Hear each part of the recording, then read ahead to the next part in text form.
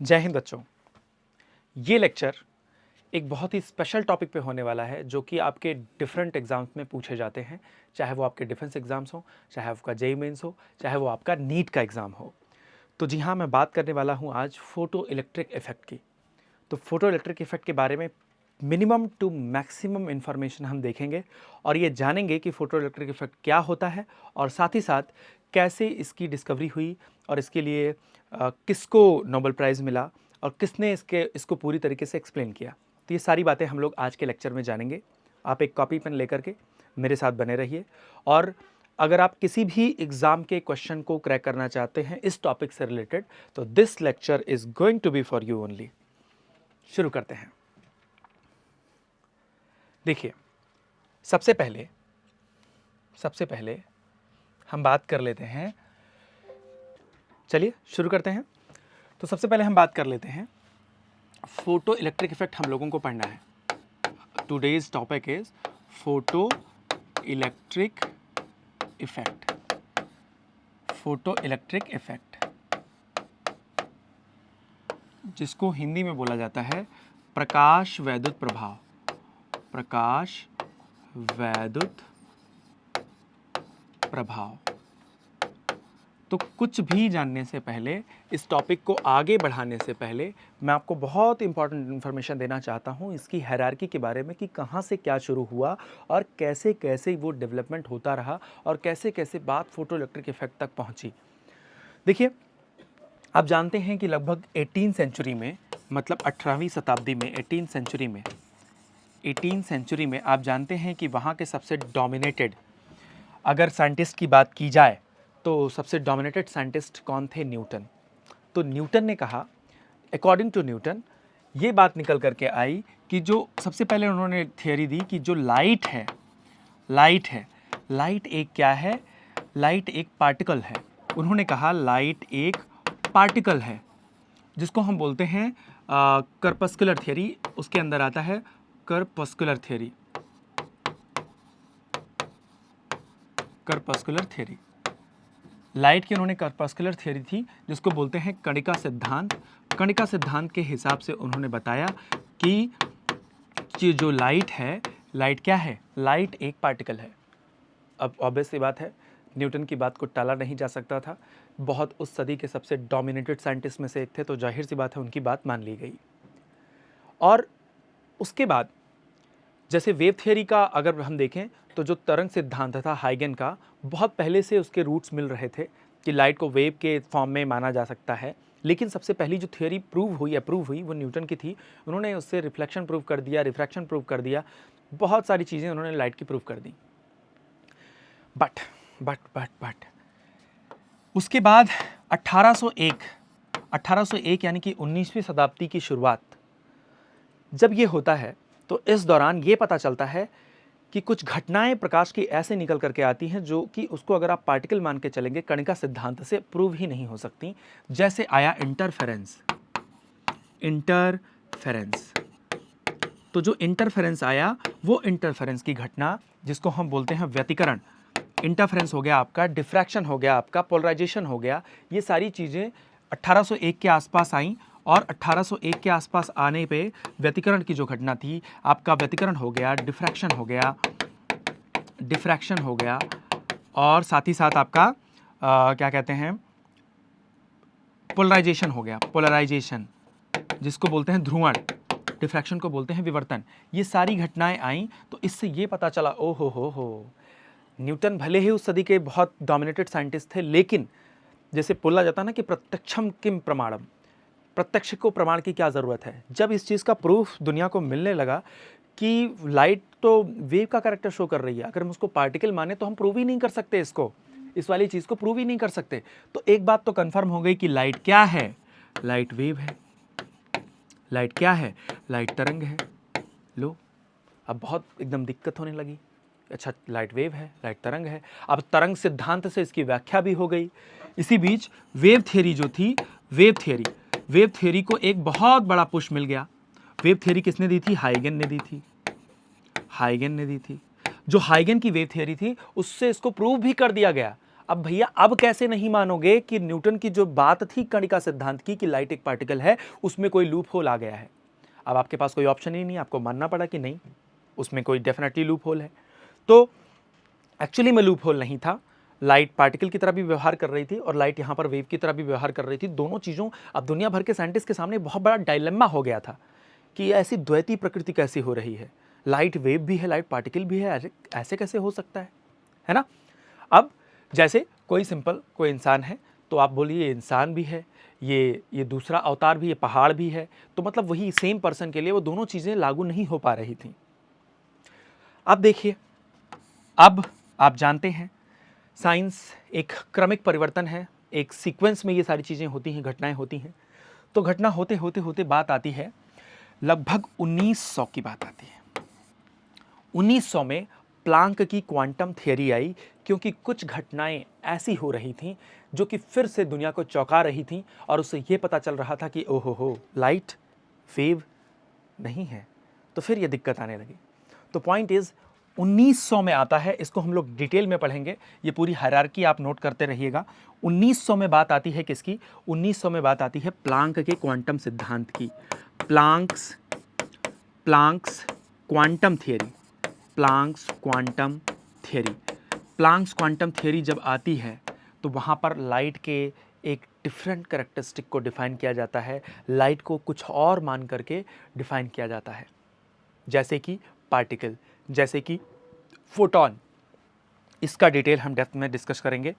फिर मैं आपको साथ ही साथ बता देना चाहता हूँ कि अगर देखा जाए तो लाइट को जब 1900 में ये चीज़ मान ली गई कि भैया लाइट क्या है, एक पार्टिकल है, तो 1902 में 1902 में हमें इसका डिस्कशन करना है इमीडिएटली, तुरंत इसके बाद, और फिर इसका डिस्कशन करना है, फिर इसके बाद वाले का डिस्कशन करना, हमें इसके आगे की बात करनी है, तभी हम फोटोइलेक्ट्रिक इफेक्ट तक प्रॉपरली पहुंचेंगे और उसको डिटेल में समझेंगे कि क्या होता है। तो 1902 में जो बात आई, तो 1902 में ये बोला चला कि 1902 में ये पता चला कि लेनर्ड नाम के साइंटिस्ट थे, हर्ट्ज और लेनर्ड, इन दोनों ने मिलकर के एक एक्सपेरिमेंट किया। तो लेनर्ड्स एक्सपेरिमेंट आया। लेनर्ड्स एक्सपेरिमेंट में एक्चुअली में फोटो इलेक्ट्रिक इफेक्ट को प्रॉपरली डिमॉन्स्ट्रेट करके बता दिया गया, फोटो इलेक्ट्रिक इफेक्ट को डिमॉन्स्ट्रेट कर दिया गया। लेनर्ड्स एक्सपेरिमेंट, लेनर्ड के प्रयोग में फोटो इलेक्ट्रिक इफेक्ट को प्रॉपरली बाकायदा उसको दिखा दिया गया, शो कर दिया गया कि ऐसा ऐसा होता है। लेकिन जो उस वक्त एग्जिस्टिंग थियरी थी, जो कि थी हमारी वेव थियरी से इनके एक्सपेरिमेंट को एक्सप्लेन नहीं किया जा सका। इसका मतलब अगर हम लाइट को वेव मान लेते हैं तो हम लेनर्ड के एक्सपेरिमेंट को एक्सप्लेन ही नहीं कर पा रहे हैं, लाइट अजीबोगरीब कैरेक्टर फिर शो कर रही है। तब वहां पर प्लांक क्वांटम थियरी की मदद लेकर के इसको किसने एक्सप्लेन किया? 1905 में किसी और ने नहीं बल्कि एल्बर्ट आइंस्टाइन ने इसको एक्सप्लेन किया और बताया कि अगर आप वेव मानते हैं लाइट को तो you can not explain Lenard's experiment, hence you can not explain photo electric effect. चलिए अब हम अपने लेक्चर को शुरू करते हैं। ये तो वो सिचुएशन थी, इसका आप स्क्रीनशॉट ले सकते हैं। ये वो सिचुएशन थी जहां पर दुनिया भर के साइंटिस्ट उलझे थे, लेकिन हमें इसके बीच में अपना सोल्यूशन देखना है, अपना रास्ता देखना है, और वो रास्ता क्या है, फोटो इलेक्ट्रिक इफेक्ट है क्या। और सबसे पहले हम लोग बात करने वाले हैं आपके 1900 में आने वाले प्लांक क्वांटम थ्योरी की, जहां पे हम फोटोन को डिफाइन करेंगे। फिर हम उसके बाद चलेंगे लेनर्ड के एक्सपेरिमेंट पर, और लेनर्ड ने फोटोन का यूज़ नहीं किया, वो फोटोन के बेसिस पर एक्सप्लेन नहीं कर पाए, तो किसने एक्सप्लेन किया, तब वहां पर बात आ जाएगी एल्बर्ट आइंस्टाइन की मॉडर्न थियरी की। और चलिए अब हम इस लेक्चर को आगे बढ़ाते हैं। Planck quantum theory, Planck's quantum theory, Planck's quantum theory, Planck's quantum theory, Planck का क्वांटम सिद्धांत, इसको आप हिंदी में लिखेंगे प्लांक का क्वांटम सिद्धांत, क्वांटम सिद्धांत, प्लांक का क्वांटम सिद्धांत। अब ये 1900 में जो ये थ्योरी आई, मैक्स प्लांक नाम के साइंटिस्ट थे, और उन्होंने 1900 में ये बात कही, सीधे सीधे उन्होंने ये बात बोल दी कि लाइट का जो प्रोपगेशन होता है, लाइट का जो प्रोपगेशन होता है वो एनर्जी के फॉर्म में ना हो करके, बल्कि एनर्जी के डिस्ट्रीब्यूशन के फॉर्म में ना हो करके, बल्कि क्या होता है, वेव के फॉर्म में ना हो करके, बल्कि क्या होता है, एनर्जी के छोटे छोटे पैकेट्स के फॉर्म में होता है। प्रोपगेशन तो एनर्जी के फॉर्म में होता है, लेकिन एनर्जी के छोटे छोटे पैकेट्स के फॉर्म में होता है, वेव के फॉर्म में नहीं होता। जबकि शुरुआत में क्या माना गया कि लाइट क्या है, एक इलेक्ट्रोमैग्नेटिक वेव है। आप जानते हैं अच्छी तरीके से, नहीं जानते हैं तो मैं आपको बताता हूं। देखिए, तो लाइट को यहां पर क्या माना गया कि लाइट क्या है, एनर्जी पैकेट है, एनर्जी पैकेट, एनर्जी पैकेट है, एनर्जी पैकेट है, या फिर जिसको हम एनर्जी बंडल बोलते हैं। ऊर्जा के छोटे छोटे एनर्जी पैकेट होते हैं, जिसको हम बोलते हैं क्या, जिसको हम बोलते हैं फोटोन। तो इस थ्योरी के अकॉर्डिंग एक बात कंफर्म हो गई कि जो लाइट का प्रोपगेशन है, जो लाइट वेव का प्रोपगेशन है, वो क्या है, वो ऊर्जा के छोटे छोटे पैकेट्स के फॉर्म में होता है, जिसको हम फोटोन बोलते हैं या क्वांटा बोलते हैं। तो जो एनर्जी पैकेट होते हैं वो फोटोन होते हैं, और लाइट का प्रोपगेशन इसी फॉर्म में होता है। मतलब propagation of light, propagation of light happens, propagation of light happens in form of energy packets, energy packets instead of wave, instead of, मतलब हर कोई अपनी बात पे अड़ा ही था। अब ये कह रहे हैं instead of wave, instead of wave, मतलब वेव छोड़िए, वेव के फॉर्म में हम बात नहीं करने वाले हैं। हम बात करने वाले हैं कि लाइट जब प्रोपगेट करती है तो किसके फॉर्म में करती है, एनर्जी के पैकेट के फॉर्म में करती है। अब वो जो एनर्जी का पैकेट होता है, यानी कि एनर्जी ऑफ जो फोटोन होती है, उसके बारे में इन्होंने एक कमाल की बात बताई कि जो एनर्जी ऑफ फोटोन होता है वो उसी की फ्रीक्वेंसी के डायरेक्टली प्रोपोर्शनल होता है। ये फोटोन की फ्रीक्वेंसी है, इसको आप न्यू से दिखाएं या एफ से दिखाएं, कोई फर्क नहीं पड़ता। तो ये जो होता है एनर्जी ऑफ फोटोन होता है, तो एनर्जी ऑफ फोटोन इसके बराबर होता है। जब प्रोपोर्शनलिटी कांस्टेंट हटाते हैं तो फिजिक्स में एक रीति रिवाज है, एक परंपरा है कि वहां पर एक नियतांक आता है, तो वो नियतांक यहाँ पर क्या हो जाता है, न्यू, या फिर आप एच एफ इसको लिख सकते हैं। ये क्या है, ये एनर्जी ऑफ फोटोन है। ये क्या है, फोटोन की ऊर्जा है, इसको बोलते हैं फोटोन की ऊर्जा। फोटोन की जो ऊर्जा है वो क्वांटाइज्ड है, मतलब एनर्जी के छोटा छोटा जो पैकेट है। जैसे मैं आपको एक एग्जांपल देता हूं कि कैसे क्वांटाइज्ड, इसको आप कैसे समझेंगे। जैसे जो इंडियन करेंसी है, भारत की मुद्रा, Indian currency, Indian currency, Indian currency क्या है, क्वांटाइज्ड है कि नहीं, बताइए। क्वांटाइज्ड, कम से कम 1 रुपए की बात होती है, अब 8 वाली बात तो होती नहीं है, कम से कम 1 रुपए की बात होती है। तो even if you give someone 1000, even if you give someone, अगर आप डिजिटली ना दें, ऐसे पैसे देने की बात हो रही है, डिजिटली तो आप पॉइंट में भी दे सकते हैं, उसकी बात ही नहीं हो रही है। अगर आप किसी को 10 करोड़ भी देते हैं, 9 करोड़ 6 लाख कुछ देते हैं, है ना, 9 करोड़ 60 लाख देते हैं, 60,572 रुपया देते हैं, तो वो 1 रुपए का मल्टीपल हुआ कि नहीं। मतलब no matter how much money you give to anyone, that will always be integral multiple of 1 rupee. तो यहां पर क्वांटाइज्ड है, और क्वांटाइज्ड कैसे है कि 1 रुपी के फॉर्म में 1 रुपी 1 रुपए के रूप में आपको देना होगा। तो ऐसे एनर्जी होती है, अगर मतलब किसी फोटोन की एनर्जी आपको देनी हुई तो एनर्जी कैसे क्वांटाइज्ड है, या तो आपको एनर्जी एच न्यू देनी होगी, या फिर 2h न्यू देनी होगी, या फिर 3h न्यू देनी होगी, या फिर 4h न्यू देनी होगी। मतलब इसी के इंटीग्रल मल्टीपल में होगा। कभी भी ऐसा नहीं होगा कि हाफ h न्यू हो जाए ना, हमेशा इंटीग्रल मल्टीपल होगा। यहां पर आपको पूरा प्रॉपर एक इंटीजर मिलेगा, 1 2 3 4 5 6 7 8। क्लियर हुआ। तो इसका मतलब जो ये जो फोटोन हुआ, फोटोन की एनर्जी कॉन्टिन्यूअस नहीं थी, वेव के फॉर्म में नहीं था, उसकी एनर्जी क्वांटाइज्ड थी, और क्वांटाइज थी तो फोटोन के फॉर्म में उसकी एनर्जी या तो h न्यू थी, या तो 2h न्यू थी, या तो 3h न्यू थी, या तो 4h new, and so on. अब क्या बात हो जाती है, अब जब हम ये देख चुके हैं, जैसे इसकी प्रॉपर्टीज के बारे में अगर हम और बात कर लें, इसके जो गुण थे, प्रॉपर्टीज थी, इसकी प्रॉपर्टीज और क्या थी इस थियरी की, फोटोन के बारे में क्या क्या, और ये बताता था कि फोटोन का जो एमिशन भी हो सकता है, मतलब कोई लैंप है, मान लेते हैं जैसे सोडियम लैंप है, तो ये सोडियम लैंप फोटोन का क्या कर सकता है, एमिशन कर सकता है। मतलब फोटोन का प्रॉपर क्या हो सकता है, एमिशन, एमिशन के फॉर्म में, मतलब ये एमिशन हो रहा है फोटोन का। ऐसे जैसे सन ग्लासेस होती हैं, आप धूप में जाते हो तो सन ग्लासेस, जब आप धूप में रहते हो ना तो सन ग्लासेस फोटोन को एब्जॉर्ब करती हैं, तो फोटोन का एमिशन भी होता है और क्या होता है, एब्जॉर्प्शन भी होता है।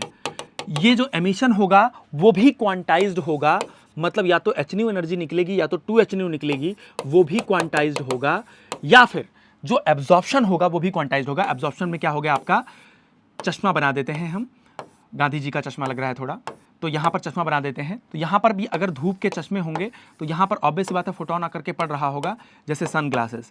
तो सन ग्लासेस में भी क्या होगा, सन ग्लासेस में भी ये धूप के चश्मों पे आकर के फोटोन पड़ रहा होगा, तो ये भी कैसा होगा, क्वांटाइज होगा, या तो h आके पड़ेगा, या तो 2h आके पड़ेगा, या तो 3h आके पड़ेगा, तो 4h आके पड़ेगा, या तो 5h आके पड़ेगा, एंड सो ऑन।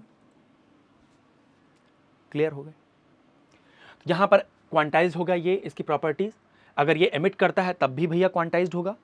क्वांटाइज्ड का मतलब आप समझ गए हैं, वही जो मैंने बताया इंडियन करेंसी वाला फार्मूला, 1 रुपए से कम की बात नहीं होगी। ऐसे ही एब्जॉर्प्शन की बात हो रही है, एब्जॉर्प्शन भी किसी फॉर्म में होगा, इसी फॉर्म में होगा। अब अगर हम बात करें कि रेट ऑफ एमिशन की, अगर जैसे यहां पर एमिशन हो रहा है, अगर हम रेट ऑफ एमिशन की बात करें, अगर आपको निकालना हुआ कि फोटोन किस रेट पर एनर्जी को एमिट कर रहा है, अगर आपको एग्जैक्टली यही बताना हुआ, ठीक है, तो रेट ऑफ एमिशन,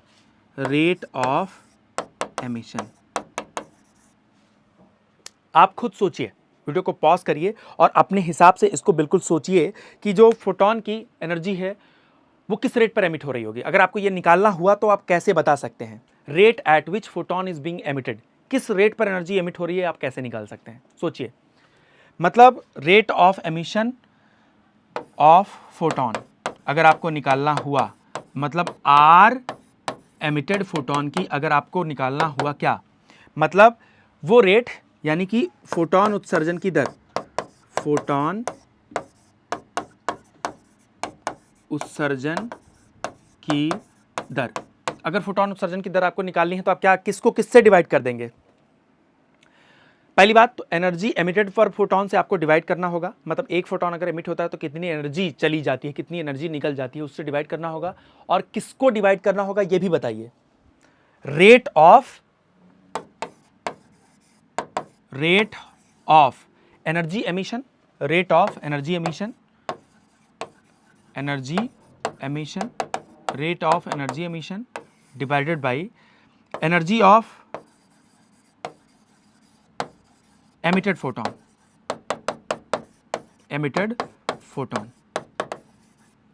ध्यान रखेंगे इस चीज का, मतलब रेट ऑफ एनर्जी एमिशन यानी कि ऊर्जा उत्सर्जन की दर, जितनी भी टोटल एनर्जी निकल गई है डिवाइडेड बाई एक फोटोन की एनर्जी से डिवाइड कर देंगे, तो पता चल जाएगा किस रेट पे निकल रहा है ना। तो ऊर्जा उत्सर्जन की दर, तो ये ऊर्जा उत्सर्जन की दर हो जाएगा, और उसको डिवाइड कर देंगे एनर्जी ऑफ एमिटेड फोटोन, उत्सर्जित फोटोन की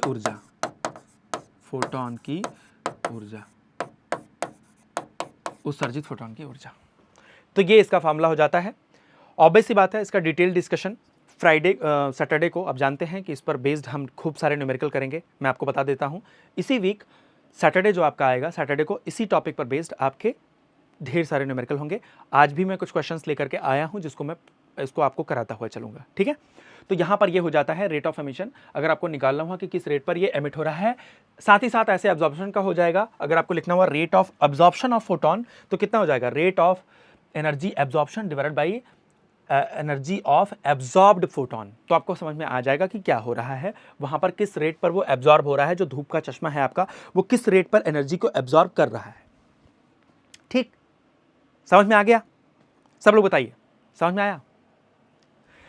अब रेट ऑफ एनर्जी एमिशन बोल रहे हैं तो यानी कि एनर्जी अपॉन टाइम है, तो इसका मतलब अगर आप शॉर्ट में फॉर्मूला लिखना चाहें तो आर एमिट का मतलब क्या हो जाएगा, rate of emission of photon अगर आपको निकालना हुआ तो ये हो जाएगा पावर ऑफ एमिट बटे एक फोटोन की एनर्जी कितनी हो जाएगी, HF या Hν। तो ये फार्मूला आपको याद रखना है, ठीक, ये फार्मूला आपको याद रखना है। इस पर एक बेसिक सा न्यूमेरिकल कर लेते हैं, ठीक है, इस पर एक बेसिक सा न्यूमेरिकल कर लेते हैं। R emit equal to P emit अगर आ जाता है तो यहाँ पर इसके बेसिस पर एक हम न्यूमेरिकल कर सकते हैं। रेट ऑफ एनर्जी एमिशन है, इसलिए रेट का मतलब होता है क्या, पावर यहाँ पर लिखा गया है, तो पावर बराबर होता है रेट ऑफ एनर्जी एमिशन मतलब ई अपॉन टाइम। तो रेट ऑफ एनर्जी एमिशन को हम क्या बोलेंगे, पावर। तो जितनी एनर्जी एमिट हो रही है और जितने समय में हो रही है टाइम से डिवाइड करेंगे तब आपका पी एमिट आएगा।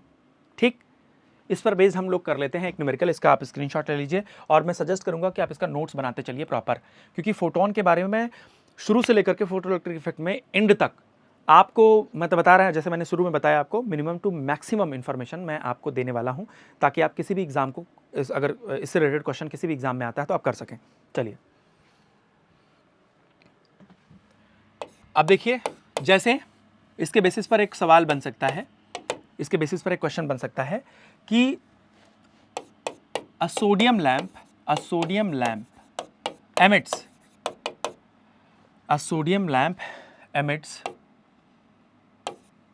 emits मान लेते हैं 300 जूल एनर्जी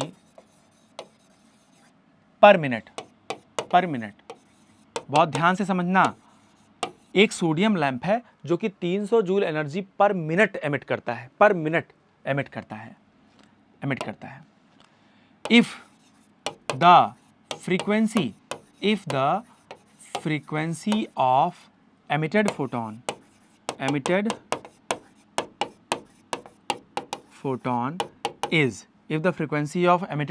is, अब अगर आपको फ्रीक्वेंसी लिखनी है तो आप जानते हैं, आप इसको कुछ भी लिख सकते हैं। जैसे आप जानते हैं कि जैसे अगर रेड कलर आप लेते हैं या सोडियम लैंप लेते हैं तो सोडियम लैंप की फ्रीक्वेंसी लगभग हम मान लेते हैं 58-90 होता है, तो हम उसको 6000 एंगस्ट्रॉम मान लेते हैं।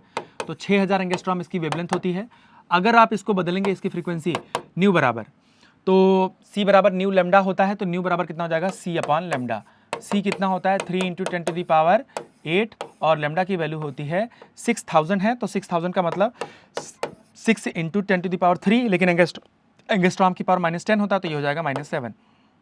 ऊपर ले जाएंगे कितना हो जाएगा फ्रीक्वेंसी, ये 3 दूना 6 हो जाएगा, 1/2 × 10⁻15, ये 0.5 होगा, यानी कि 5 × 10⁻14 हर्ट्ज।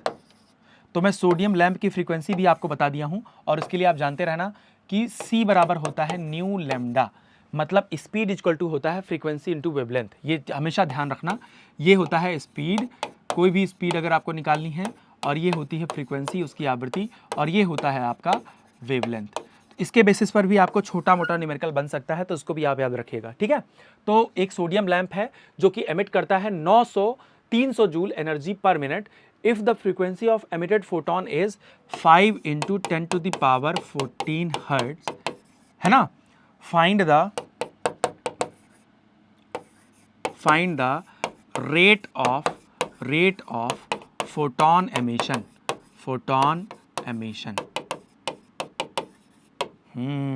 क्या हुआ, समझ में आया। अब इस क्वेश्चन को रोक करके जरा अटेम्प्ट करिए, ठीक है, इस क्वेश्चन को रोक करके जरा अटेम्प्ट करिए। ये जेई मेंस का सवाल है, ठीक है, जेई मेंस का सवाल है, ठीक है। तो आप इसको बताइए, find the rate of photon emission. Photon emission को आपको बताना है कि फोटोन एमिशन का रेट क्या होगा। देखिए, अगर फोटोन एमिशन के रेट की बात करें, एग्जैक्ट ईयर बच्चों नहीं मेंशन कर रहा हूं मैं, क्योंकि अभी वो 2 ईयर्स में कन्फ्यूजन हो रही है, तो 2019 या 18 या 19 में है, ठीक है। तो 18 या 19, तो क्वेश्चन आपके सामने है, इसको आपको अटेम्प्ट करना है। एक सोडियम लैंप है, मैं हिंदी में बता दे रहा हूँ, हिंदी वाले बच्चों को भी दिक्कत ना हो। एक सोडियम लैंप है जो कि 300 जूल एनर्जी पर मिनट, 1 मिनट में 300 जूल एनर्जी निकाल रहा है। अब जो एनर्जी निकाल रहा है फोटोन के फॉर्म में निकाल रहा है, वो कह रहे हैं, और फोटोन की जो फ्रीक्वेंसी दी हुई है एक फोटोन की, वो आपको पता है कितनी है, 5 × 10⁻14 हर्ट्ज। तो आपको बताना है find the rate of photon emission. Rate of photon emission मतलब कितने फोटॉन्स पर सेकेंड एमिट हो रहे हैं। तो आपको मैंने फार्मूला बताया, रेट ऑफ फोटोन एमिशन कितना होता है, पावर यानी कि rate of energy emission divided by एक फोटोन की एनर्जी, यानी कि h न्यू। तो न्यू आपको पहले से पता है, अब इसी वैल्यू पर सीधा पुट कर देना है, आ जाएगा। जबकि अगर आप सिंपली फोटो इलेक्ट्रिक इफेक्ट देखें, तो अगर फोटो इलेक्ट्रिक इफेक्ट में ऐसा सवाल आता है तो आपको लग रहा है फोटो इलेक्ट्रिक इफेक्ट में ये कहाँ आ गया, तो देख लो यहाँ आ गया, ठीक है। This is very important, this is something very important. शुरुआत में ये चीज़ें इग्नोर कर दी जाती है फोटो इलेक्ट्रिक इफेक्ट में, ये थियरी, ये कॉन्सेप्ट, ये बेसिस इग्नोर कर दिया जाता है। तो मैं नहीं चाहता कि आप इग्नोर करें, क्योंकि फिर आप फंस जाएंगे किसी न किसी एग्जाम में। और आज का टारगेट ये है कि फोटो इलेक्ट्रिक इफेक्ट से कहीं भी पूछे, किसी भी एग्जाम में पूछे तो आप कर ले जाएं। तो ये हो गया आर एमिटेंस, इसका बराबर हो गया P emitted divide by this. तो अगर आप इसको सॉल्व करें तो देखिए इसका सोल्यूशन देख लेते हैं। सारी वैल्यूज आपको पता है, 300 जूल पर मिनट है। अब देखिए पहले आप ये निकाल लीजिए सोल्यूशन, एमिटेड पावर निकालेंगे तो कितना आएगा, 300 जूल एनर्जी है अपॉन पर मिनट दिया हुआ है, तो पर मिनट को सेकंड बदलेंगे तो कितना हो जाएगा 60 सेकंड। ये कट गया तो कितना आ गया 30/6 का मतलब कितना आ गया 15/3, कितना आ गया 15/3। ठीक है, ये हो गया इतना। अब ये कितना हो जाएगा वाट, है ना, क्योंकि ये आ गया जूल पर सेकेंड। अब आप जान लीजिए एच न्यू बराबर कितना हो जाएगा, एच की वैल्यू 6.6 ले लेते हैं इंटू 10⁻⁻34, है ना 34, और यहाँ पर जूल सेकेंड हो जाएगा और इंटू मल्टीप्लाई कर देंगे किससे, एच न्यू से अगर मल्टीप्लाई कर देंगे तो एच न्यू बराबर कितना हो जाएगा, न्यू की वैल्यू वहाँ पुट कर दीजिए 5 × 10⁻14 हर्ट्ज, 5 × 10⁻14 हर्ट्ज। हर्ट्ज का मतलब हो जाएगा पर सेकंड, सेकंड कटेगा, नीचे जूल आएगा और जूल से जूल ऊपर कट जाएगा, केवल पर सेकंड बचेगा। एमिटेंस का जो यूनिट होगा वो क्या होगा, आर एमिट का जो यूनिट होगा वो क्या होगा, वो होगा सेकंड इनवर्स, मतलब photons per second, photons per second, ये इसकी यूनिट हो जाएगी। और इसी की डिमांड है, इसी के बारे में पूछा जा रहा है, इसी के बारे में जाना जा रहा है। इस तरह का कोई भी और सवाल आएगा तो आप कर सकेंगे। तो यहाँ पर देखिए इसकी वैल्यू पुट कर लेंगे तो यहाँ पर कितना हो जाएगा, अगर आप 5 से गुणा करते हैं 5 छक 30, सिंपल तरीके से करते हैं 5 छक 30 और 3 कितना हो जाएगा 33 हो जाएगा, 33 × 0 और यहाँ पर 10 की पावर कितना हो जाएगा 14, 10 की पावर 20 हो जाएगा। ठीक, तो बात यहाँ पर आके आ गई है कि अगर आप आर निकालना चाहते हैं कि किस रेट पर वो एमिट हो रहा है, तो वहाँ पर पी एमिट कितना है 15 और बटे 3। अब इसको डिवाइड कर देंगे आप 33 × 10⁻20 से, और वो भी -20 से। ठीक है, ऐसे छोटी छोटी गलतियाँ होती हैं। तो यहाँ पर -20 से डिवाइड कर देंगे। अब 20 ऊपर चला जाएगा, 20 ऊपर चला जाएगा, देखिए कुछ उस तरह का आ रहा है, तो ये आ जाएगा 15 बटे और यहाँ पर आएगा 99। अब मैं इसको अप्रॉक्सीमेटली ले लूँगा थोड़ा, क्योंकि नंबर ऑफ फोटॉन है, क्वांटाइज रखना होगा, इतना नहीं सीरियसली लेना है।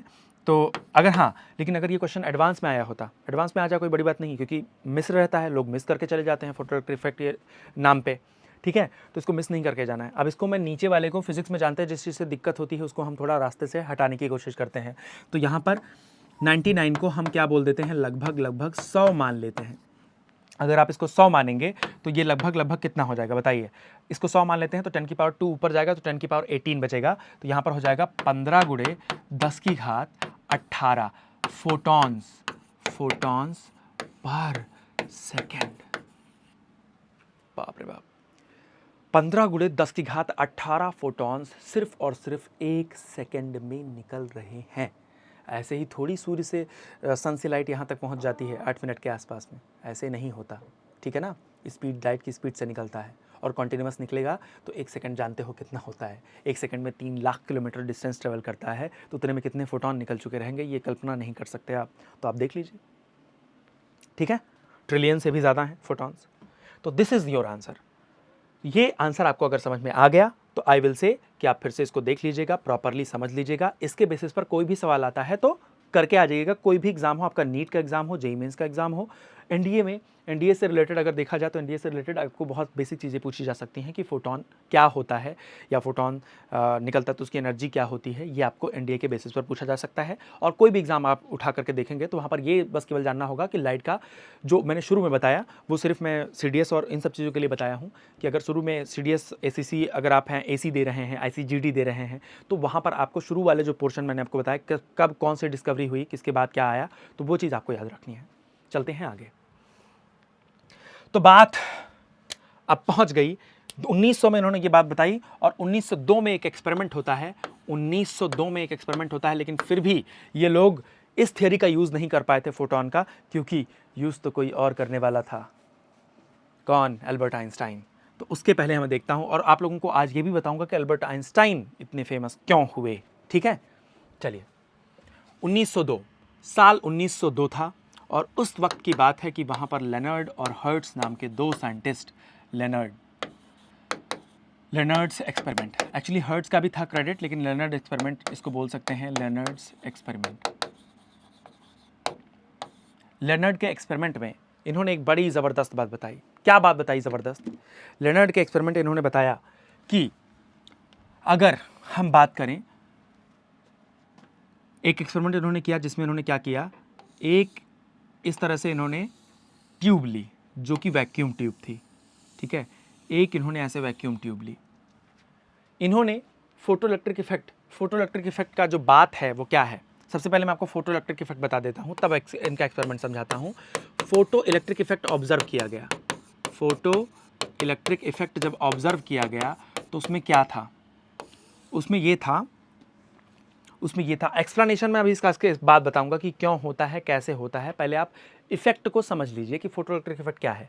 जैसे आपने फोटोन को डिफाइन कर लिया, पहले बात आप ये समझ लीजिए, सही बात है, पहले आप यही समझ लीजिए कि फोटो इलेक्ट्रिक इफेक्ट होता क्या है, ठीक है, फोटो इलेक्ट्रिक इफेक्ट होता क्या है, फिर हम एक्सपेरिमेंट पे बात आएंगे, फिर हम उसकी बात करेंगे। तो आप देख लीजिए photo electric effect, photo electric effect,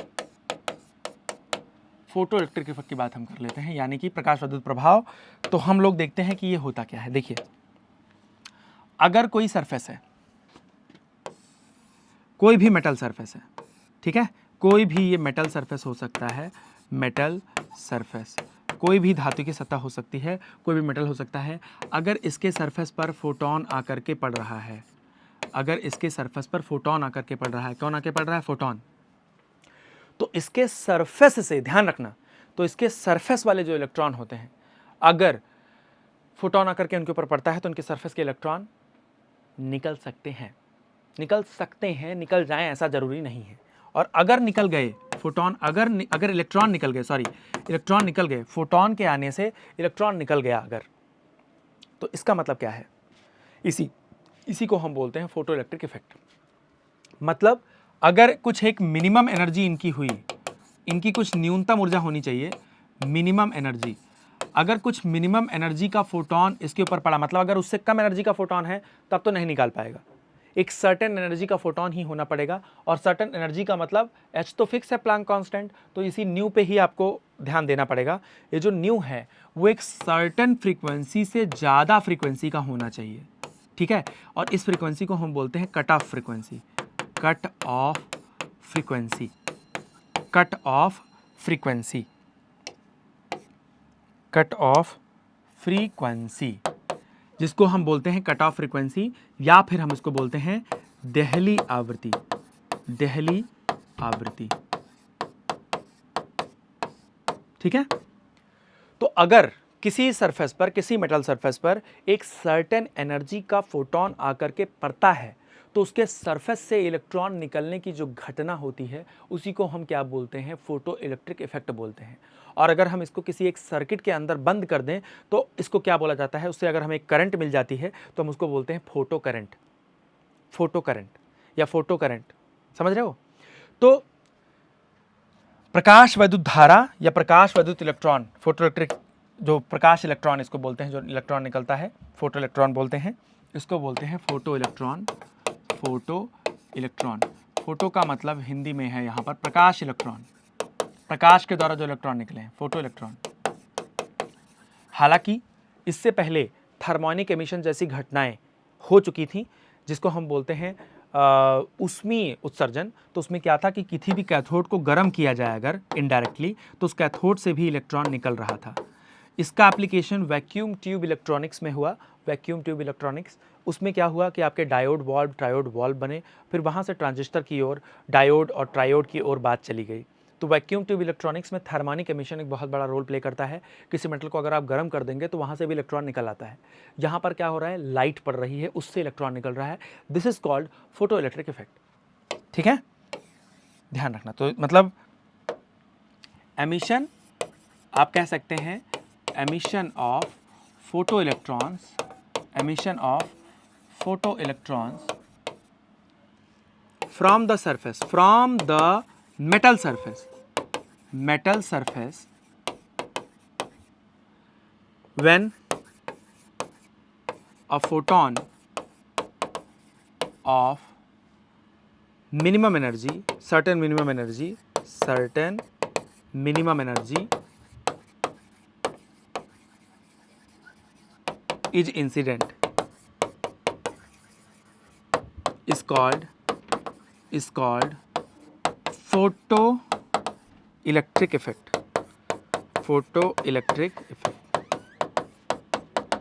photoelectric effect, इसका हिंदी में ट्रांसलेशन मैं कर देता हूं। अगर आप हिंदी मीडियम के हैं तो आप लिख लीजिए, अगर एक निश्चित ऊर्जा का फोटोन किसी धातु की सतह पर पड़ता है तो क्या होगा, उस धातु की सतह से इलेक्ट्रॉन निकल आएंगे।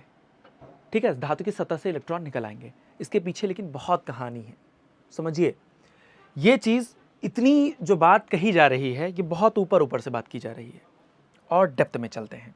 देखिए, फिर से मैं ये बात कहूँगा, आप कह रहे हैं सरफेस है, सरफेस पे आकर के फोटोन पड़ा और यहाँ से क्या निकल गया, इलेक्ट्रॉन। फोटोन क्या है, एनर्जी, इलेक्ट्रॉन क्या है, मास। एनर्जी से मास का कन्वर्जन आपको दिख रहा होगा।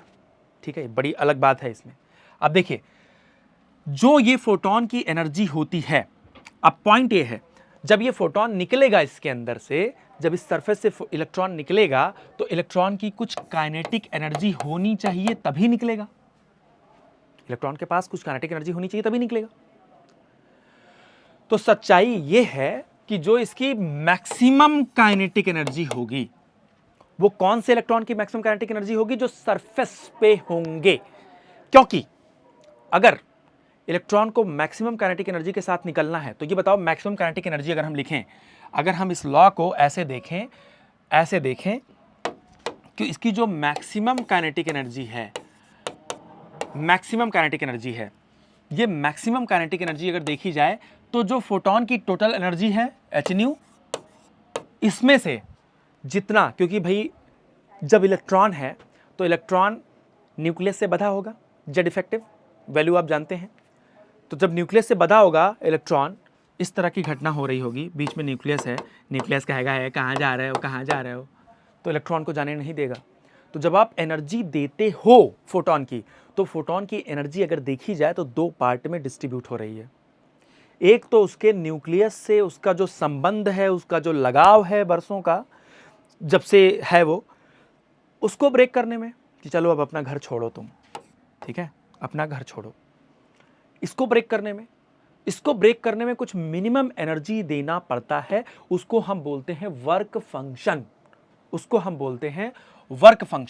जिसको हम डिनोट करते हैं फाई से। इसको बोलते हैं वर्क फंक्शन, जिसको बोला जाता है क्या, कार्यफलन। ठीक है, तो जितनी एनर्जी है उसमें से इसको, क्योंकि भाई न्यूक्लियस से अलग करना है, उसको जुदा करना है न्यूक्लियस से, उसको उसके घर से दूर कर देना है। तो इस केस में क्या हो जाएगा कि जब आप उसके न्यूक्लियस से उसको बेचारे को अलग कर रहे होंगे तो कुछ ऊर्जा वहां लग जाएगी। अब अगर वो इलेक्ट्रॉन ऑलरेडी सरफेस पर है, तो यही केवल एनर्जी लगी उसके पास, उसके बाद उसको टक्कर नहीं करना पड़ा किसी दूसरे इलेक्ट्रॉन से, वो सीधे निकल गया। तो जब सीधे निकलेगा अब, तो उसकी काइनेटिक एनर्जी क्या होगी, मैक्सिमम काइनेटिक एनर्जी होगी। Point is to be noted, maximum kinetic energy is equal to जितना फोटोन की टोटल एनर्जी है माइनस, इसीलिए मैक्सिमम काइनेटिक एनर्जी लिखनी है।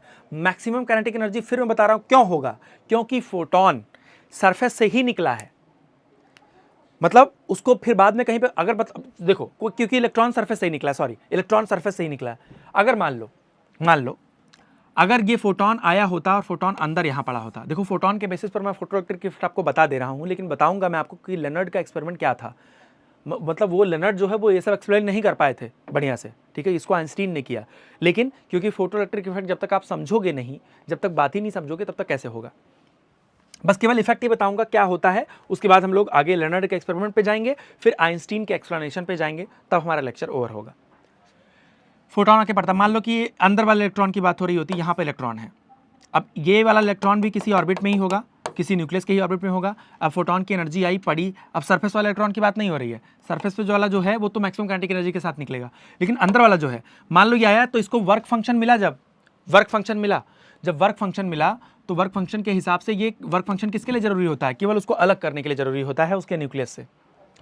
यहाँ से अलग किया, अब यहाँ पे कोई और इलेक्ट्रॉन है वो भी अलग हुआ था, अब वो निकला तो वो जा रहा था कि नहीं नहीं हम नहीं जाएंगे नहीं जाएंगे नहीं जाएंगे, वो इधर उधर टकरा के रह रहा था।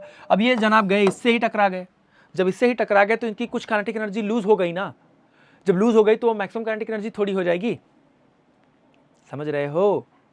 मैक्सिमम काइनेटिक एनर्जी नहीं होगी। और जरूरी नहीं है कि जनाब निकल ही पाए, हो सकता है वर्क फंक्शन के अलावा जो थोड़ी बहुत एनर्जी थी वो टक्कर करने में, कोलिजन में, इसी सब में, घिसी पिटी में खत्म हो जाए, वेस्ट हो जाए, बर्बाद हो जाए, तो निकल ही नहीं पाएगा। इसका मतलब गारंटी नहीं ले सकते कि इलेक्ट्रॉन निकलेगा ही निकलेगा। इसीलिए मैक्सिमम काइनेटिक एनर्जी बोला जाता है, ताकि हम सरफेस वाले इलेक्ट्रॉन को टारगेट करें। अगर सरफेस वाले इलेक्ट्रॉन को आपने वर्क फंक्शन दे दिया, उसके अलावा जितनी भी एनर्जी है उनको टकराना कहीं है नहीं, सीधा निकलेंगे मैक्सिमम काइनेटिक एनर्जी से। समझ में आया? तो इसीलिए बोला जाता है maximum kinetic energy equal to होता है hν minus work function. Work function क्या होता है? मिनिमम एनर्जी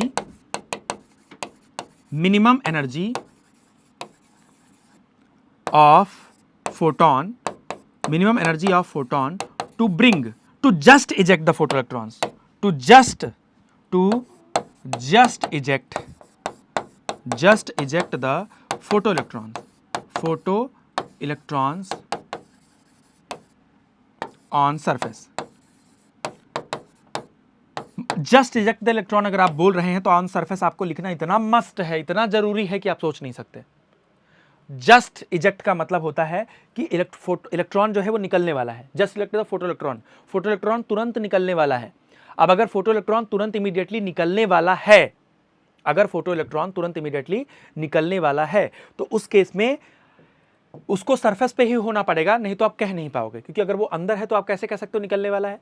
टकरा गया तो आसपास, हाँ, एक तो वो वैसे ही वियोग में होगा, न्यूक्लियस से अलग हो रहा है, दूर है, दुखी होगा, टकरा गया आसपास, सर और पटक दिया अपना, निकल ही नहीं पाएगा बाहर। तो अगर आप ये बातचीत बोलते हैं तो इस चीज़ को ध्यान रखिएगा। और ये अलग अलग मेटल के लिए अलग अलग होता है। मतलब ये किस पे डिपेंड करता है? Depends upon nature of material. जैसे सीजीएम का अलग होगा वर्क फंक्शन, सबका अलग होगा। मतलब उनके अगर सरफेस पे इलेक्ट्रॉन्स हैं, उनको जस्ट निकालने के लिए आपको उतनी एनर्जी फिक्स है देनी ही पड़ेगी।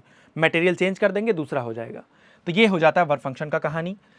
मैंने कहा जो मिनिमम फ्रीक्वेंसी होती है, अब ये वर्क फंक्शन है आपका, ये वर्क फंक्शन बराबर होता है hν0। अभी मैंने थोड़ी देर पहले बताई दहली आवृत्ति, कट ऑफ फ्रीक्वेंसी, मतलब कम से कम इतनी फ्रीक्वेंसी होगी तब वो ये घटना कर पा रहा होगा। तो ये फाई की वैल्यू भी आपको मैंने बता दी hν0 हो गई। इसका मतलब maximum kinetic energy will be equal to hν minus hν0। इसका मतलब maximum kinetic energy will be hν minus ν0। अब आप जानते हैं काइनेटिक एनर्जी पॉजिटिव होती है हमेशा, इन्हीं सबसे उन्होंने एक्सप्लेन कर दिया था आइंस्टीन ने। तो आप इस इक्वेशन को याद रखें। मैं थोड़ी देर बाद जब इस इक्वेशन को लिखूंगा, फोटोइलेक्ट्रिक इफेक्ट के इक्वेशन को लिखूंगा, इस कॉन्सेप्ट को दोहराऊंगा, तो आपको यहाँ पर फिर ले आऊँगा, यहाँ की फिर से बात करूँगा आपसे। तो आपको याद रखना आपकी जिम्मेदारी है। जो बच्चे हिंदी मीडियम के हैं, वर्क फंक्शन को बता देते हैं, वह न्यूनतम ऊर्जा जिससे इलेक्ट्रॉन को, मतलब जिससे अधिक अगर आपने ऊर्जा दी तो इलेक्ट्रॉन क्या होगा? निकल जाएगा। वह न्यूनतम ऊर्जा जिससे अगर ज्यादा आपने दे दिया तो इलेक्ट्रॉन निकल जाएगा, या वह न्यूनतम ऊर्जा जिससे अगर आपने कम ऊर्जा दी, फोटोन की ऊर्जा अगर उससे कम रही तो इलेक्ट्रॉन नहीं निकल पाएगा। ठीक, चलिए अब ये तो जो घटना थी, जो फोटोइलेक्ट्रिक इफेक्ट की कहानी थी, ये उसकी बात है। हम बात करते हैं कि लेनर्ड ने एक्सपेरिमेंट क्या किया था और उन्होंने ये सारी चीजें कैसे ऑब्जर्व की थी, लेकिन उसको वो बता नहीं पाए फोटोइलेक्ट्रिक इफेक्ट के बेसिस पर कि ये कैसे हो रहा है। तो आते हैं लेनर्ड के एक्सपेरिमेंट पे। लेनर्ड्स एक्सपेरिमेंट थोड़ा सा चैप्टर ज़्यादा थियोरेटिकल मोड में ही है, तो लेनर्ड का जो एक्सपेरिमेंट है उसकी बात करते हैं। लेनर्ड का एक्सपेरिमेंट, अब देखिए जो लेनर्ड का एक्सपेरिमेंट था उसमें इन्होंने क्या लिया? एक ट्यूब ली जो कि इस तरह से हॉलो थी। यहाँ पर एक इस तरह की ट्यूब इन्होंने ली, ठीक। और ध्यान रखना इस ट्यूब की खास बात, यहाँ पर इन्होंने एक कैथोड लिया और यहाँ पर एक एनोड लिया। कैथोड को यहाँ पर एक प्लस, एक कैथोड अगर यहाँ पर आप लिखते हैं तो कैथोड को ऑब्वियस सी बात है नेगेटिव से, निगेटिव से और इसको पॉजिटिव से जोड़ेंगे और दोनों के टर्मिनल्स को उन्होंने जोड़ दिया, बस ऐसे एक बैटरी लगा करके दोनों के टर्मिनल को उन्होंने जोड़ दिया। ये अलग अलग सेटअप था, अलग अलग सेटअप को फिर उन्होंने वायर किया, जोड़ा आपस में और साथ में बैटरी लगा दी। ये दोनों ज्वाइंट क्यों हैं? क्योंकि दोनों का अलग अलग तार आएगा, उसको आप जोड़ेंगे, पूरा कनेक्ट कर देंगे, पूरा सर्किट कनेक्ट हो गया, लेकिन बीच में आप बैटरी लगाएंगे, बैटरी का जितना वोल्टेज लगाएंगे उसके हिसाब से होगा। ये ऑब्वियस सी बात है, कैथोड है और ये क्या है? एनोड है। अब देखिए, कैथोड एक मेटालिक कैथोड उन्होंने लिया, ऑब्वियस सी बात है, ये मान लेते हैं एक मेटल है। अब ये घटना ऑब्जर्व कैसे हुई? इसमें इन्होंने बीच में लगा दिया एक, मान लेते हैं बीच में इन्होंने लगा दिया एक गैल्वेनोमीटर, जिससे कि भैया कुछ डिफ्लेक्शन हो तो पता चले। गैल्वेनोमीटर लगा दिया, ठीक है। गैल्वेनोमीटर आप जानते हैं करंट को मेजर करता है, बता सकता है कि करंट है कि नहीं सर्किट में। अब देखिए, अभी जब इस पर कुछ नहीं हो रहा है, अभी जब इस पर कोई लाइट आके नहीं पड़ रही है, तो यहां पर इसमें जीरो डिफ्लेक्शन है, गैल्वेनोमीटर में कुछ भी नहीं है, जीरो डिफ्लेक्शन है। एक्सपेरिमेंट जो हुआ वो बैटरी हटा के भी हुआ, बैटरी हटा के हुआ तब भी बहुत चौंकाने वाला रिजल्ट सामने था, ठीक है। तो बैटरी क्योंकि वोल्टेज को मैनिपुलेट करने के लिए होता है, तो इसके लिए किया जाता है। अब समझिए, एक्सपेरिमेंट को समझिए। यहां पर क्या हुआ, यहां पर जो बैटरी थी उसके जो ये कैथोड था, कैथोड के ऊपर यहां से फोटोन आके पड़ा, यहां से फोटोन आके पड़ा, कैथोड के ऊपर फोटोन आकर के पड़ा ऊपर से। जब फोटोन आकर के पड़ा, तो जब मिनिमम एनर्जी से ज़्यादा एनर्जी का फोटोन आके पड़ा, क्योंकि वो ये नहीं बता पा रहे थे कि मिनिमम एनर्जी से ज़्यादा या क्या, वो बस एक्सपेरिमेंट कर रहे थे, लाइट डाल रहे हैं, सन लाइट डाल रहे हैं, टॉर्च की लाइट डाल रहे हैं, बल्ब जला रहे हैं, तो वो बस एक्सपेरिमेंट कर रहे थे कि किसी भी तरह का एक्सपेरिमेंट जब वो किए, तो एक्सपेरिमेंट से उनको ये पता चला कि जब फोटोन आकर के इसके ऊपर पड़ रहा है, जिसकी एनर्जी ऑब्वियस सी बात है यहाँ पे न्यू नॉट से ज़्यादा होगी, तभी ऐसा होगा। तो यहाँ से इलेक्ट्रॉन निकले, यहाँ से इलेक्ट्रॉन निकले और इलेक्ट्रॉन कहाँ पहुँचे? एनोड पर। क्यों? क्योंकि इलेक्ट्रॉन है नेगेटिव, एनोड पर होता है पॉजिटिव वोल्टेज। एनोड पर जब पॉजिटिव वोल्टेज होगा तो ये इलेक्ट्रॉन को खींच लेंगे अपनी तरफ। तो भैया ये क्या हुआ? यहाँ पे एक डिफ्लेक्शन आ गया। जब गैल्वेनोमीटर में डिफ्लेक्शन आ गया तो इस बात की पुष्टि हो गई कि कुछ बहुत ही खतरनाक हो रहा है यहाँ पे। तो फिर उन्होंने बैटरी हटा दी। बैटरी हटा करके जब एक्सपेरिमेंट किया तब भी इसमें डिफ्लेक्शन आ रहा है। मतलब ये क्या हो गया? इसका मतलब जब इस पर लाइट पड़ी और यहाँ से इलेक्ट्रॉन निकले तो ये सर्किट जो बीच में ब्रेक हुआ था ये पूरा हो गया सर्किट। तो एक सेकंड ऐसा हो गया कि इलेक्ट्रॉन पॉजिटिव टर्मिनल की ओर आ रहे हैं और निगेटिव टर्मिनल से निकल रहे हैं। मतलब इससे इसकी तरफ एक करंट हमको मिल गई और उसी करंट की वजह से डिफ्लेक्शन आने लगा। तो इलेक्ट्रॉन इधर जा रहा है और करंट किधर जा रही है? Opposite direction. आपको एक करंट मिल गई जिसको आप फोटो करंट बोलते हैं। तो this was experimental verification of photo electric effect इन 1902। 1902 में ये इसका एक्सपेरिमेंटल वेरिफिकेशन था कि जो भी बातें बोली जा रही हैं फोटो इलेक्ट्रिक इफेक्ट को लेकर के वो सब की सब क्या है? सत्य है। ठीक है, उसमें किसी भी प्रकार की कोई त्रुटि नहीं है। It is quite true. अब देखिए, ये कैथोड हो गया, ये एनोड हो गया, डिफ्लेक्शन आ गया, करंट यहां से जा रही है पॉजिटिव से निगेटिव की ओर आ रही है। अब उनको जानना था, उत्सुकता बढ़ गई, क्यूरियोसिटी बढ़ गई, बिना बैटरी के करंट मिल जा रही है। अब एकदम अलग लेवल पे उनका सब स्वैग चला गया। तो उन्होंने क्या किया? और चीज़ें उसमें शुरू कर दी। ढेर तरह का एक्सपेरिमेंट, ज़्यादा से ज़्यादा एक्सपेरिमेंट तरह का उन्होंने करना शुरू कर दिया। तो उन्होंने ये देखा कि जब वो फोटोन की, जैसे वो फोटोन है, उन्होंने कई सारे एक्सपेरिमेंट किए अलग अलग। जैसे फोटोन, जो लाइट गिर रही है, अब लाइट को वो फोटोन तो माने नहीं थे, वो लाइट को लाइट वेव की तरह मान रहे थे। लेनर्ड जो एक्सपेरिमेंट हुआ था, यहाँ पे लाइट का वेव पार्टिकल मैंने लिखा है, लेकिन लेनर्ड ने क्या माना था? वेव मान के ही किया था। तो वेव मान के उन्होंने जो चीज़ें एक्सप्लेन, जैसे उन्होंने ये देखा, जब वो इंसिडेंट लाइट की फ्रीक्वेंसी को बढ़ा रहे हैं, मतलब एनर्जी को बढ़ा रहे हैं, तो यहाँ पर करंट नहीं बढ़ रही। जब वो एनर्जी को बढ़ा रहे हैं तो करंट नहीं बढ़ रही, ठीक। और जब वो इंटेंसिटी को बढ़ा दे रहे हैं, तो नंबर ऑफ करंट क्या हो गया? नंबर ऑफ इलेक्ट्रॉन्स बढ़ जा रहे हैं, मतलब उससे करंट बढ़ जा रही है। अब वेव थ्योरी क्या कहता है? वेव थ्योरी कहता है कि लाइट एक इलेक्ट्रोमैटिक वेव है। तो अगर एक लाइट इलेक्ट्रोमैटिक वेव है तो यानी कि वहां पर साइनसॉइडल वेव के फॉर्म में, साइन वेव के फॉर्म में इलेक्ट्रिक फील्ड अप्लाई हो रहा है। इसका मतलब उसी फॉर्म में आपका इलेक्ट्रिक फोर्स भी अप्लाई होगा। तो इलेक्ट्रिक फोर्स अप्लाई होगा तो डेफिनेटली इलेक्ट्रॉन निकलना तय है। अगर आप उसकी एनर्जी बढ़ाते जाते हैं, जबकि ऐसा नहीं हुआ। तो ये बहुत बड़ा पजल था। इससे कन्फर्म हो गया कि वेव थियोरी के बस की बात नहीं है फोटोइलेक्ट्रिक इफेक्ट को प्रूव कर पाना। तो मैं इनके रिजल्ट्स बता रहा हूँ, क्या क्या रिजल्ट्स थे, फिर उसको हम लोग एक्सप्लेन करते हैं। इनके जो रिजल्ट्स थे, इन्होंने देखा कि अगर इंटेंसिटी, अगर लाइट की फ्रीक्वेंसी को बढ़ा रहे हैं, पहला जो फ्रीक्वेंसी थी, अगर लाइट की फ्रीक्वेंसी को बढ़ाते हैं तो ये प्रोपोर्शनल था काइनेटिक एनर्जी मैक्सिमम के, इलेक्ट्रॉन की काइनेटिक एनर्जी को बढ़ाना। मतलब अगर लाइट की आपने एनर्जी को बढ़ा दी, यहाँ पर ज़्यादा एनर्जी का जब लाइट डाले तो उन्होंने देखा कि जो इलेक्ट्रॉन निकल रहा है यहाँ से, उसकी एनर्जी बढ़ जा रही है, उसकी काइनेटिक एनर्जी बढ़ जा रही है। अब ये बताओ, अगर यहाँ से इलेक्ट्रॉन जो जा रहे हैं एनोड पे पहुँच रहे हैं, अगर हम किसी भी तरह से ये वाला सेटअप चेंज कर दें और यहाँ पर पॉजिटिव कर दें इस साइड और इस साइड नेगेटिव कर दें, तब क्या होगा? अगर हम एनोड पे नेगेटिव लगा दें और इस पे पॉजिटिव लगा दें, तो ये बताओ जो मैक्सिमम काइनेटिक एनर्जी वाला इलेक्ट्रॉन होगा वो तो मान लो पहुंच रहा है, लेकिन अगर आपने यहाँ पे बढ़िया से निगेटिव कर दिया, अगर आपने एनोड पे निगेटिव कर दिया बढ़िया से प्रॉपरली, तो यहाँ पर निगेटिव करने के वजह से ऐसा हो सकता है कि मैक्सिमम काइनेटिक एनर्जी वाला इलेक्ट्रॉन भी ना पहुँच पाए एनोड पर, क्योंकि ये है निगेटिव, और यहाँ भी अगर आपने निगेटिव पोटेंशियल लगा दिया तो ये रुक जाएगा। तो वो मिनिमम पोटेंशियल, वो मिनिमम निगेटिव पोटेंशियल, वो minimum negative potential, minimum negative potential, potential कहाँ पर? Potential applied on anode, applied on anode, ध्यान रखना एनोड, टू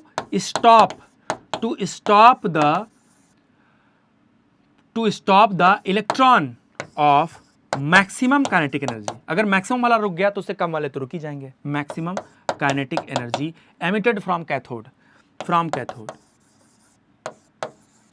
तो अगर ये बात हो गई कि अगर मान लो कि फोटोन की एनर्जी इतनी ज़्यादा हो गई, मतलब यहाँ पर एनोड पर निगेटिव पोटेंशियल इतना ज़्यादा हो गया कि उसको रोक ले गया, तो इसको बोलते हैं मिनिमम नेगेटिव पोटेंशियल, इसको बोलते हैं cut off potential, V naught से डिनोट करते हैं, इसको बोलते हैं कट ऑफ पोटेंशियल, ठीक है, इसको बोलते हैं कट ऑफ पोटेंशियल। ठीक, हिंदी वाले बच्चों के लिए एनोड पर लगाया गया वह न्यूनतम ऋणात्मक पोटेंशियल, ऋणात्मक विभव, जिससे अगर न्यूनतम बोला जा रहा है, मतलब अगर उससे कम वोल्ट लगाएंगे आप, ओहो, तब तो रुक ही जाएगा। इसको आप मैक्सिमम बोल सकते हैं एक्चुअली में। देखिए ये जो मिनिमम वाला केस है इसमें कंफ्यूज मत होइएगा, पॉइंट ये है कि ये निगेटिव है, तो निगेटिव पोटेंशियल अप्लाइड ऑन सिर्फ बोलिए, क्योंकि अगर मिनिमम बोल देंगे पोटेंशियल तो जैसे मिनिमम -10 वोल्ट पे रुक जा रहा है तो -11 पे भी तो रुक जाएगा, मतलब उससे कम पे भी तो रुक जा रहा है, तो उसको मिनिमम नहीं बोल सकते, आप मैक्सिमम बोल सकते हैं।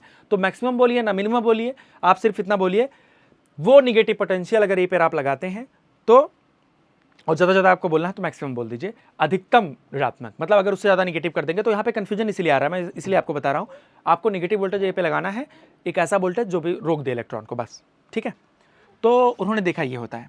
अब देखो, जब यहाँ तक बात चली आई तो उनके जो रिजल्ट्स थे, फ्रीक्वेंसी डायरेक्टली प्रोपोर्शनल टू किसके था?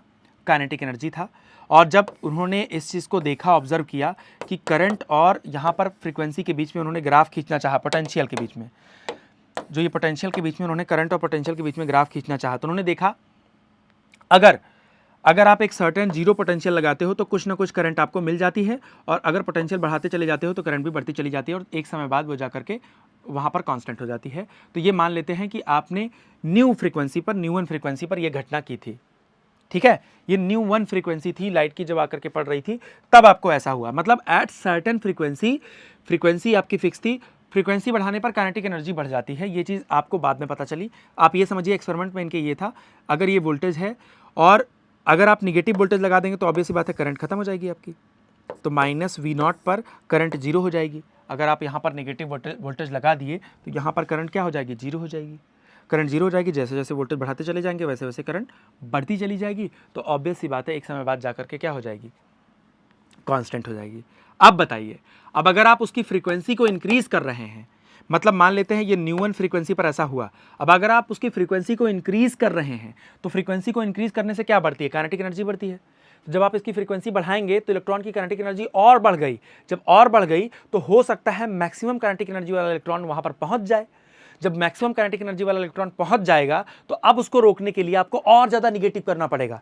मतलब ये पोटेंशियल जो आपने यहाँ पर लिया था इसको और ज़्यादा निगेटिव करना पड़ेगा, और ज़्यादा निगेटिव करना पड़ेगा। जब और ज़्यादा निगेटिव करना पड़ेगा तो यहाँ पर -V02 मान लेते हैं और यहाँ पर हो जाएगा ν2। मतलब अगर आप ν2 को बढ़ा दिए हैं किससे, ν1 से। समझ में आ रही बात? तो और ज़्यादा निगेटिव करके रोकना पड़ेगा। और अगर आप यही घटना और रिपीट करते हैं आपको और निगेटिव करना पड़ेगा, तब जाकर के ये घटना होगी और फाइनली जाकर के ये करंट के बराबर होगा। तो -V2 तो यहाँ पर इससे ज़्यादा हो जाएगा कितना, ν0। तो ये था फ्रीक्वेंसी और मतलब ये था आपका, मतलब यहाँ पर वोल्टेज और करंट के बीच का ग्राफ अगर हम खींचते हैं सर्टेन फ्रीक्वेंसी पर, तो जैसे जैसे आप फोटोन की फ्रीक्वेंसी, ये लाइट जो है लाइट की फ्रीक्वेंसी को बढ़ाते जाएंगे, ये 3 है, जैसे जैसे आप लाइट की फ्रीक्वेंसी को बढ़ाते चले जाएंगे वैसे वैसे क्या होता चला जाएगा, वैसे वैसे यहाँ पर लाइट की फ्रीक्वेंसी बढ़ाते जाएंगे, वैसे वैसे काइनेटिक एनर्जी बढ़ती चली जाएगी इलेक्ट्रॉन को, और उनको रोकने के लिए ज़्यादा से ज़्यादा आपको नेगेटिव पोटेंशियल अप्लाई करना पड़ जाएगा। ठीक, इतनी बात हो गई, क्लियर। अब चलते हैं, देखिए इसका आप स्क्रीनशॉट ले लीजिए, लिख लीजिए। अब मैं दूसरी चीज़ बताता हूँ। जब ये फ्रीक्वेंसी और इन सब की बात हो गई, अब बात आने लगी कि क्या अगर हम इंटेंसिटी को बदलें, अगर हम इंटेंसिटी को बदलें तब क्या होगा। जो लाइट पड़ रही है अगर हम उसकी इंटेंसिटी को बदल दें तब क्या हो जाएगा।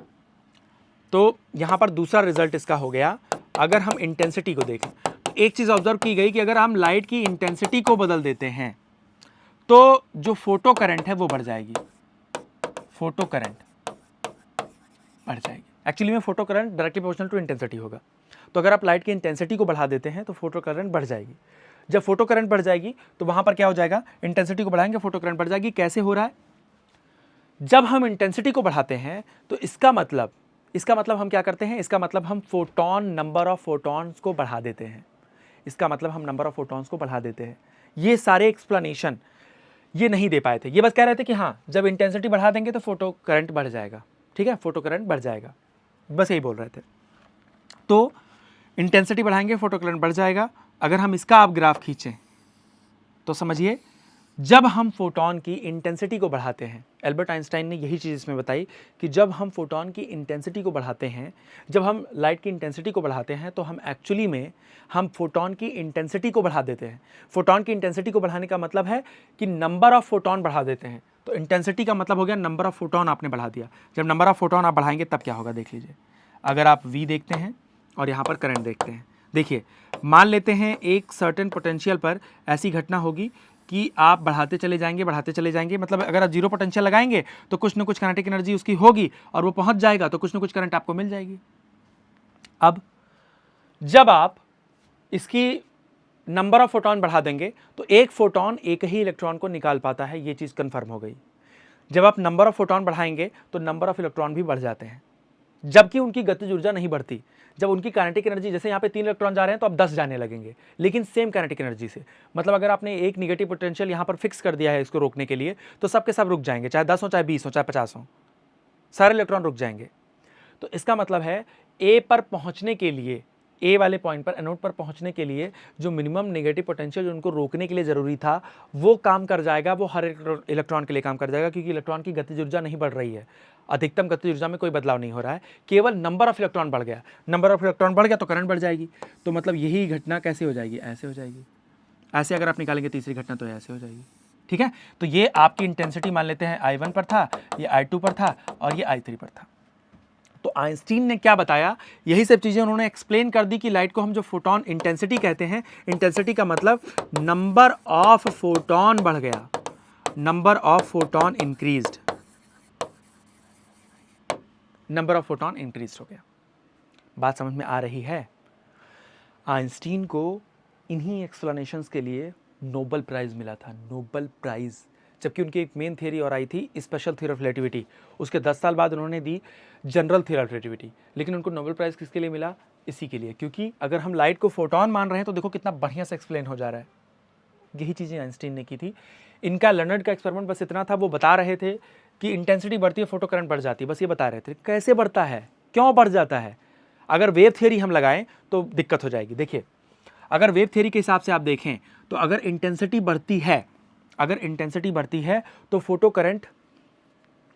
करंट अगर देखी जाए, अगर लाइट की आप इंटेंसिटी बढ़ाते हैं, इंटेंसिटी मतलब जैसे 50 वाट का बल्ब है, 200 वाट का बल्ब है, ठीक है, इंटेंसिटी बढ़ाते हैं।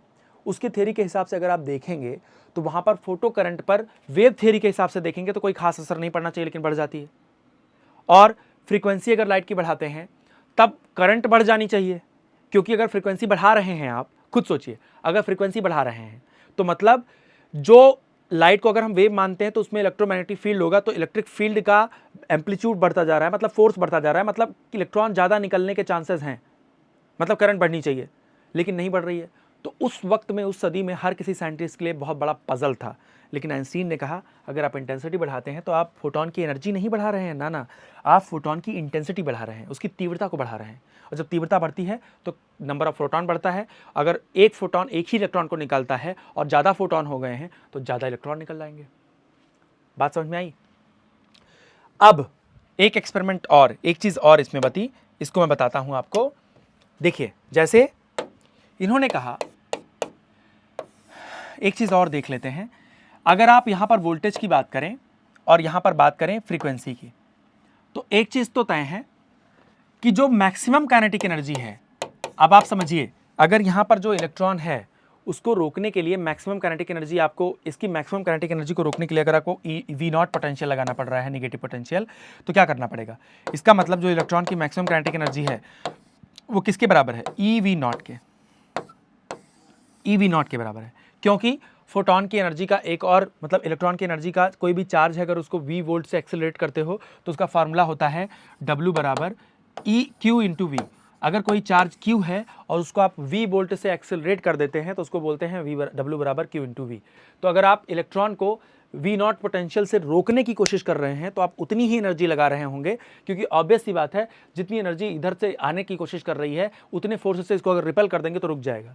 तो मैक्सिमम काइनेटिक एनर्जी की वैल्यू कितनी होती है? EV0, जहां पर V0 क्या है? कट ऑफ पोटेंशियल, मैंने आपको बताया। तो सारे फार्मूलों को आइंस्टीन के हिसाब से अगर हम सम अप करें, एक एक्सपेरिमेंट इन्होंने और देखा। इन्होंने ये देखा कि अगर लाइट आकर के इस पे पड़ती है कैथोड पर, तो जो इलेक्ट्रॉन्स हैं वो तुरंत निकल रहे हैं, अगर निकलने लायक हैं, अगर एनर्जी ज़्यादा है तो तुरंत निकल रहे हैं। जबकि वेव थ्योरी में क्या था? वेव थ्योरी में था कि प्रोपोगेशन में कुछ ना कुछ टाइम तो लगता है वेव फ्रंट, एक वेव फ्रंट से दूसरे वेव फ्रंट पे पहुंचने में। तो इसका मतलब लाइट थोड़ा समय लेनी चाहिए, फिर उसके बाद इलेक्ट्रॉन को निकलना चाहिए। लेकिन ये देखा गया, लेनर्ड के एक्सपेरिमेंट में ये पता चला कि जैसे लाइट डाल रहे हैं तुरंत ही फोटोन निकल रहा है। अगर लाइट की एनर्जी सर्टेन एनर्जी से ज़्यादा है तो तुरंत ही निकल जा रहा है बिना टाइम के लैग के। तो ये भी वो एक्सप्लेन नहीं कर पाए वेव थ्योरी के हिसाब से, ये भी दिक्कत आने लगी। तो आइंस्टीन का जो एक्सप्लेनेशन था वो सब ये था। देखिए, मैं सबको सम अप कर दूंगा। अगर देखा जाए तो अगर आप पोटेंशियल को 0 लगाते हैं तो ऑब्वियस सी बात है कुछ ना कुछ आपको करंट मिलती चली जाएगी, है ना। अब आप जानिए, काइनेटिक एनर्जी जो मैक्सिमम होगी वो किसके बराबर होगी? EV0 के होगी। और ये किसके बराबर होगी? ये बराबर होगी, अभी मैं थोड़ी देर पहले आपको बताया, HF यानी कि hν माइनस फाई के। तो इसका मतलब हो जाएगा जो मैक्सिमम काइनेटिक एनर्जी है, जिसको हम बोल सकते हैं हाफ mv मैक्सिमम स्क्वायर, ये बराबर हो जाएगा EV0 जहां पर पोटेंशियल है, और फाई को हम लिखते हैं hν0, तो यहां पर h हो जाएगा और यहां पर हो जाएगा न्यू माइनस न्यू नॉट। ये आपका फोटो इलेक्ट्रिक इफेक्ट इक्वेशन है। इसके बेसिस पर आप IIT हो, नीट हो, कोई भी सवाल आप कर सकते हैं। इसको बोलते हैं photo electric equation, photo electric effect equation. Photo electric effect का इक्वेशन है, तो हम सीधे इक्वेशन लिख रहे हैं, इक्वेशन, ठीक है। ये वो इक्वेशन है जिसके बेसिस पर, और given by Einstein, Albert Einstein, ठीक है। आइंस्टाइन के थ्रू ये आपको मिला था। और इस एक्सपेरिमेंट को अगर आप करेंगे प्रॉपरली तो देखेंगे। अब यहां पर देखिए, अगर आप EV0 बराबर hν माइनस फाई लेकर के चलते हैं तो यहां से देखिए, केवल इतने हिस्से को फोकस करिए। तो अगर आप V0 लिखना चाहते हैं तो कितना लिखेंगे? h upon E into nu minus phi upon E। ध्यान रखिएगा, इतना लिखेंगे। एक चीज और आपको यहां से पता चल जाती है, बहुत बड़ी बात, वो क्या है? V0 अगर यहां पर है, ये V है, तो अगर आप क्या करते हैं, इसको यहां पर मिलाते हैं, क्योंकि ऑब्वियस सी बात है अगर उससे कम फ्रीक्वेंसी का फोटोन होगा, ये न्यू0 है, न्यू0 से अगर ज़्यादा फ्रीक्वेंसी होगी तब ऑब्वियस सी बात है उसके अंदर कुछ काइनेटिक एनर्जी होगी, कुछ वो बढ़ता चला जाएगा। लेकिन अगर नहीं है तो ये पोटेंशियल इसके यहाँ पर क्या होगा? ये माइनस V0 होगा, नेगेटिव पोटेंशियल होगा जो इसको रोकेगा। अब बताइए, इस वाले ग्राफ को अगर आप ड्रॉ करते हैं तो ऐसे करेंगे ना, इसको आप लिख सकते हैं y बराबर mx प्लस सी। अब आप देख सकते हैं तो प्लस सी है वो निगेटिव इंटरसेप्ट है कितने का, फाई अपॉन ई का निगेटिव इंटरसेप्ट है, ठीक है। और ये तीसरा ग्राफ हो गया आपका, फाई अपॉन ई का निगेटिव इंटरसेप्ट है y बराबर एम एक्स प्लस सी का, और इसका स्लोप कितना हो जाएगा h अपॉन ई। स्लोप का मतलब होता है कोई भी दो पॉइंट आप ले लो और उनके बीच का ये एंगल, तो अगर आप इसका tan थीटा निकालेंगे तो tan थीटा बराबर आ जाएगा h अपॉन ई। यहाँ से आप प्लांक कांस्टेंट की वैल्यू निकालते हैं, क्योंकि अगर आप ग्राफ प्लॉट करेंगे तो यहाँ पर अलग अलग मटेरियल के लिए वर्क फंक्शन अलग अलग होता है, तो ध्यान रखना। तो यहाँ पर अगर ग्राफ प्लॉट करेंगे तो यही हो जाता है आपका स्लोप, और स्लोप थीटा की वैल्यू आपको ग्राफ से मिल जाएगी तो tan थीटा आपको पता चलेगा, और इलेक्ट्रॉन की वैल्यू आपको पता है 1.6 इंटू 10⁻⁻19 कूलम होता है। तो जब आपको इलेक्ट्रॉन की वैल्यू पता है, स्लोप पता है, तो आप यहाँ से प्लांक कांस्टेंट की वैल्यू निकाल सकते हैं। ये बहुत ब्रिलियंट एक्सपेरिमेंट था। आइंस्टीन ने इस ग्राफ को इतना ब्यूटीफुली ऑब्जर्व किया कि इसी के बेसिस पर उन्होंने ये इक्वेशन दे डाला, ठीक है। ये y बराबर एम एक्स प्लस सी करोगे ना, ये वाला देखो ग्राफ आएगा, इसके बेसिस पर ये एक्सप्लेन कर सकते हो प्रॉपर। तो मतलब अगर हम लाइट को एक पार्टिकल मान लें, अगर हम लाइट को देखो, जितनी चीजें मैंने एक्सप्लेन करी हैं वो फोटोन मान के किया है, मतलब लाइट को आइंस्टीन ने फोटोन मान के ही एक्सप्लेन किया प्रॉपरली। तो ये था बच्चों फोटो इलेक्ट्रिक इफेक्ट।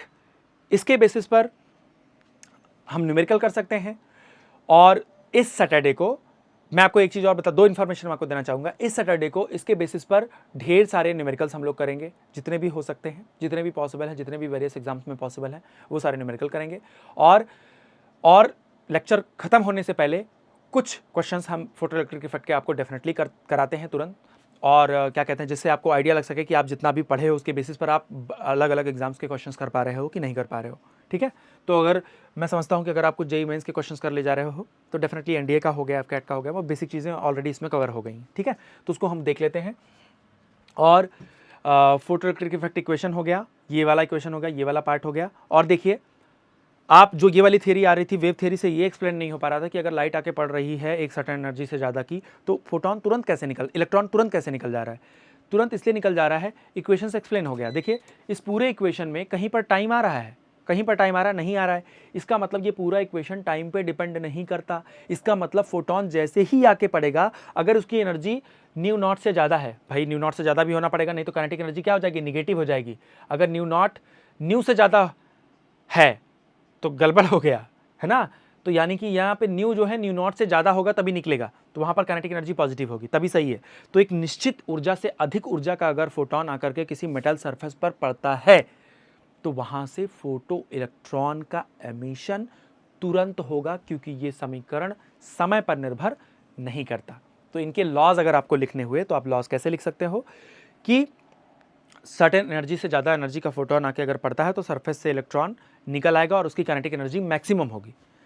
अगर एक चीज़ और आप समझ लीजिए, अगर मैंने आपसे जैसे ये चीज़ बताई थी, एक चीज़ आप नोट में ये लिखिए, नोट में लिखिए, फिर हम लोग इसके क्वेश्चन कर लेते हैं कुछ, और बाकी सारे क्वेश्चन हम लोग सैटरडे को करेंगे। सैटरडे को यहीं मेन चैनल पर आपके क्वेश्चन की प्रैक्टिस कराई जाती है, ठीक है। तो वहाँ पर आप 10 बजे अवेलेबल हो जाएंगे, तो आपको हर एक सब्जेक्ट का जितना भी लेक्चर है, जैसे ये फिजिक्स का है ऐसे आपको मैथ के भी लेक्चर्स मिलेंगे, आपको अलग अलग लेक्चर्स मिलेंगे, और सबका जो सोल्यूशन होगा, ढेर सारे क्वेश्चंस का कलेक्शन, वो सैटरडे को हो रहेगा। तो ये 2 दिन, जैसे फिजिक्स की अगर बात करें तो फिजिक्स के ये 2 दिन अगर आप निकालते हैं तो आप हर वीक एक ऐसा कॉन्सेप्ट सीख रहे होंगे जिसके बेसिस पर आप कोई भी क्वेश्चन भारत का अगर भारत के किसी भी कंपटीशन में जिसमें फिजिक्स आती है और जिसमें वो टॉपिक आता है, उसका कोई भी क्वेश्चन कर सकेंगे, क्योंकि जो सैटरडे को क्वेश्चन आएगा वो सारे क्वेश्चन का एक कलेक्शन होगा प्रॉपर, ठीक है। तो बच्चों एक नोट में ये समझिए, अगर मान लीजिए हमने कहा अगर काइनेटिक एनर्जी मैक्सिमम हम लिखते हैं तो ये किसके बराबर होता है, ये बराबर होता है H nu minus phi naught के।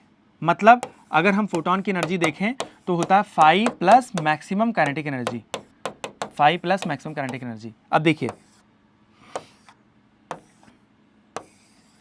मान लीजिए फोटोन की एनर्जी है, ये एच न्यू है और ये फाई है, और यहाँ पर एच न्यू है, ये फाई है, और ये काइनेटिक एनर्जी मैक्सिमम है, और यहाँ पर कुछ ऊर्जा नष्ट हो जा रही है, वेस्ट हो जा रही है, मतलब हम उसको कह सकते हैं वेस्टेड एनर्जी। वेस्टेड एनर्जी कहाँ पर, कोलिजन में हो सकता है ना, अगर इलेक्ट्रॉन अंदर हुआ, सरफेस पे नहीं हुआ, तो कोलिजन में हो सकता है। देखो, मान लो आपने 10 जूल एनर्जी दी, उसका वर्क फंक्शन है 2, मान लो इलेक्ट्रॉन वोल्ट में आपने एनर्जी दी 10 इलेक्ट्रॉन वोल्ट, और याद रखना जो फोटोन की एनर्जी होती है वो एच न्यू बराबर होती है, अगर इसको आप और लिखना चाहते हो तो इसको लिख सकते हो 1240 अपॉन लेमडा को अगर आप नैनोमीटर में लिख दो तो 1240 इलेक्ट्रॉन वोल्ट हो जाता है। ध्यान रखना, इस पर भी बेस्ड आपको न्यूमेरिकल मिल जाएगा, ठीक है। फोटोन की एनर्जी का ये भी फार्मूला होता है, एच न्यू बराबर ये वाली कंडीशन हो जाती है, और आप जानते हैं न्यू बराबर होता है एच सी अपॉन लेमडा। तो जैसे आप अगर थ्रीशोल्ड फ्रीक्वेंसी डिफाइन करते हैं तो इसके बेसिस पर सी अपॉन लेमडा नॉट हो जाएगा थ्रीशोल्ड वेवलेंथ।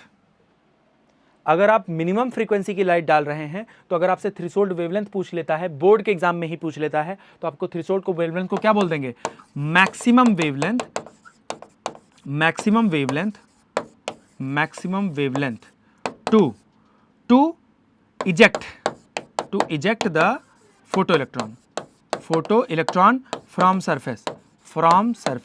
मैंने ब्रीफ में लिख दिया है, अधिकतम तरंग दैर्घ्य का अगर प्रकाश आपतित होता है जिससे कि फोटो इलेक्ट्रॉन निकल आते हैं उसको हम बोलते हैं देहली तरंग दैर्घ्य या कट ऑफ वेवलेंथ, ठीक है। तो ये छोटी चीज थी, ये बोर्ड के पर्पज से थी आपके लिए, क्योंकि पूरा टॉपिक का पूरा कॉन्सेप्ट हो रहा है तो कुछ छूटना नहीं चाहिए। 10 मान लो जो फोटोन आके पड़ा उसकी एनर्जी कितनी है, 10 इलेक्ट्रॉन वोल्ट, उसमें से 2 इलेक्ट्रॉन वोल्ट उसका वर्क फंक्शन है। अब बताइए मैक्सिमम काइनेटिक एनर्जी हम किस हक से लिख दें कि बाकी का बाकी 8 जो होगा वो उसकी मैक्सिमम काइनेटिक एनर्जी तब होगी जब वो सरफेस पर होगा। हो सकता है वो उसके अंदर हो। ये न्यूक्लियस से सिर्फ जुदा करने के लिए, न्यूक्लियस से अलग करने के लिए 2 इलेक्ट्रॉन वोल्ट चाहिए होता है। अगर उससे ज़्यादा एनर्जी आप देते हैं तो वो उसकी काइनेटिक एनर्जी में जाता है। हो सकता है टक्कर उक्कर में उसका 3 इलेक्ट्रॉन वोल्ट क्या हो जाए, 3 इलेक्ट्रॉन वोल्ट क्या हो जाए, ध्वस्त हो जाए, खत्म हो जाए, हो सकता है कि नहीं। तो उसकी काइनेटिक एनर्जी मैक्सिमम रह गई क्या, उसकी काइनेटिक एनर्जी मैक्सिमम नहीं रह गई। मतलब 10 में से 2 और 3 चला गया तो 5 इलेक्ट्रॉन जो निकलेगा वो मैक्सिमम है, मैक्सिमम नहीं है। समझ में आया, क्योंकि कोलिजन में कुछ खर्च हो गया। ऐसा भी हो सकता है आप मान लीजिए 5 ही दीजिए, 5 इलेक्ट्रॉन वोल्ट दीजिए, 2 इलेक्ट्रॉन वोल्ट उसकी एनर्जी है और वेस्ट कितना हो गया, 3 इलेक्ट्रॉन वोल्ट। तो ये बताओ काइनेटिक एनर्जी कितनी हुई काइनेटिक एनर्जी कितनी हो गई, 0, निकल ही नहीं पाया। तो हम ये नहीं कह सकते कि वर्क फंक्शन से ज्यादा एनर्जी का अगर फोटोन है, अगर वर्क फंक्शन से ज्यादा एनर्जी का फोटोन है तो इलेक्ट्रॉन भैया निकलेगा ही निकलेगा, गारंटी नहीं ले सकते। क्यों? क्योंकि हो सकता है कि वेस्ट कर दे अपनी एनर्जी अगर वो सरफेस के अंदर है, मेटल के अंदर है। इसीलिए सरफेस पर होना बहुत ही ज्यादा जरूरी है। अगर आप डिफाइन जो डेफिनेशन देख रहे हैं तो सरफेस पर होना ज्यादा जरूरी है, तभी उसकी काइनेटिक एनर्जी मैक्सिमम होगी। अगर वो सरफेस के अंदर है तो ये वाला केस बन जाता है। आई होप आपका केस क्लियर हो गया होगा। अच्छा बताइए 2 है, आप 3 इलेक्ट्रॉन वोल्ट दे रहे हैं, आपको लग रहा है वर्क फंक्शन से ज्यादा है तो निकल ही जाएगा, जैसे वहां ऊपर देखे थे आप। तो यहां पर 2 इलेक्ट्रॉन वोल्ट उसका वर्क फंक्शन है। अब 3 वैसे वेस्ट कर देता है, एक ही है तो एक तो चला ही जाएगा। कोई एनर्जी मिली नहीं मिली। लो 6 इलेक्ट्रॉन वोल्ट दे दिए, मान लीजिए कि इसका वर्क फंक्शन 1 इलेक्ट्रॉन वोल्ट है, लेकिन जो वेस्ट कर रहा है 4 इलेक्ट्रॉन वोल्ट वेस्ट कर रहा है, तो उसकी काइनेटिक एनर्जी कितनी हो जाएगी। अच्छा बताइए वेस्ट अगर 0 कर दिया, एक को इस एग्जांपल ये भी ले लेते हैं, मान लेते हैं सरफेस पर है, वेस्ट अगर 0 हो रहा है, तो कहां पर है, सरफेस पर है, वहीं से निकल गया तुरंत। जब सरफेस पर है तो एक यहां गया तो 5 इलेक्ट्रॉन वोल्ट होगा और ये क्या होगा, मैक्सिमम काइनेटिक एनर्जी हो जाएगा, मैक्सिमम काइनेटिक एनर्जी हो जाएगा।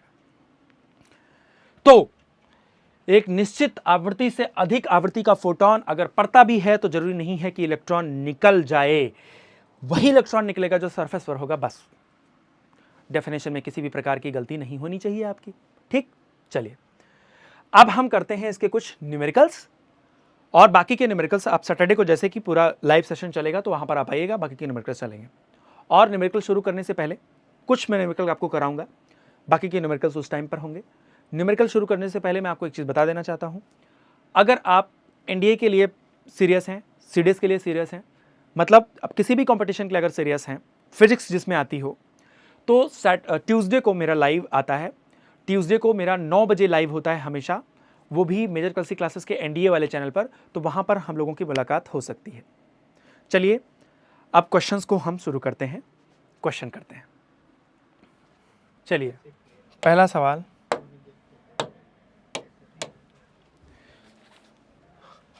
न्यूमेरिकल्स में फर्स्ट क्वेश्चन है आपका, फर्स्ट क्वेश्चन है the difference between threshold wavelength for two metal surfaces, the difference between wavelengths of two metal surfaces,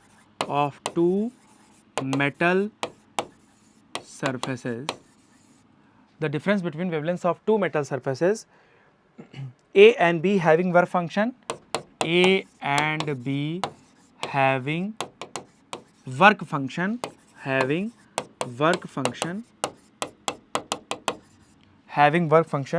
phi A equal to 9 electron volt and phi B equal to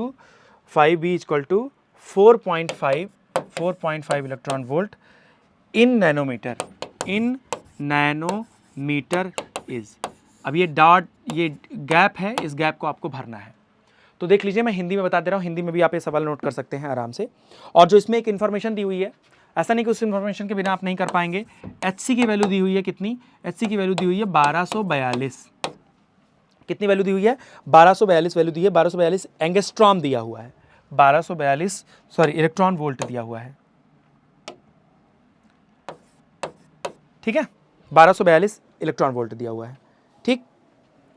इतना electron volt nanometre में आपको बताना है इसका answer, ठीक है। बताइए, अब ये क्वेश्चन दिया हुआ है, इसको हिंदी में समझ लीजिए कि दो तरंग दैर्घ्य दी हुई है, मतलब दोनों तरंग दैर्घ्य के बीच का, आप जानते हैं आप लेमडा ए बराबर कितना होता है, फाई ए अपॉन, कोई बताएगा? आप सोचिए, इसको अटेम्प्ट करने की कोशिश करिए कि अगर लेमडा ए की वैल्यू दी हुई है तो ये कितना हो जाएगा। यहां पर अगर आप वैल्यू निकाल रहे हैं तो फाई ए HC अपॉन लेमडा, जैसे फाई की वैल्यू आप जानते हैं ना, फाई की वैल्यू आप जानते हैं, थोड़ी देर पहले मैंने आपको बताया, ऐसे कर सकते हैं। देखिए इसका सोल्यूशन देखते हैं, अब इसका सोल्यूशन देखते हैं।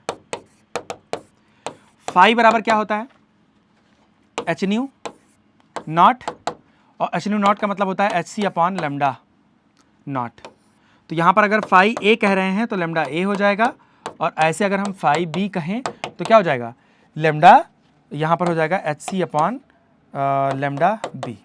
तो हमें लेमडा ए और लेमडा बी का डिफरेंस निकालना है कि दोनों में अंतर कितना आएगा।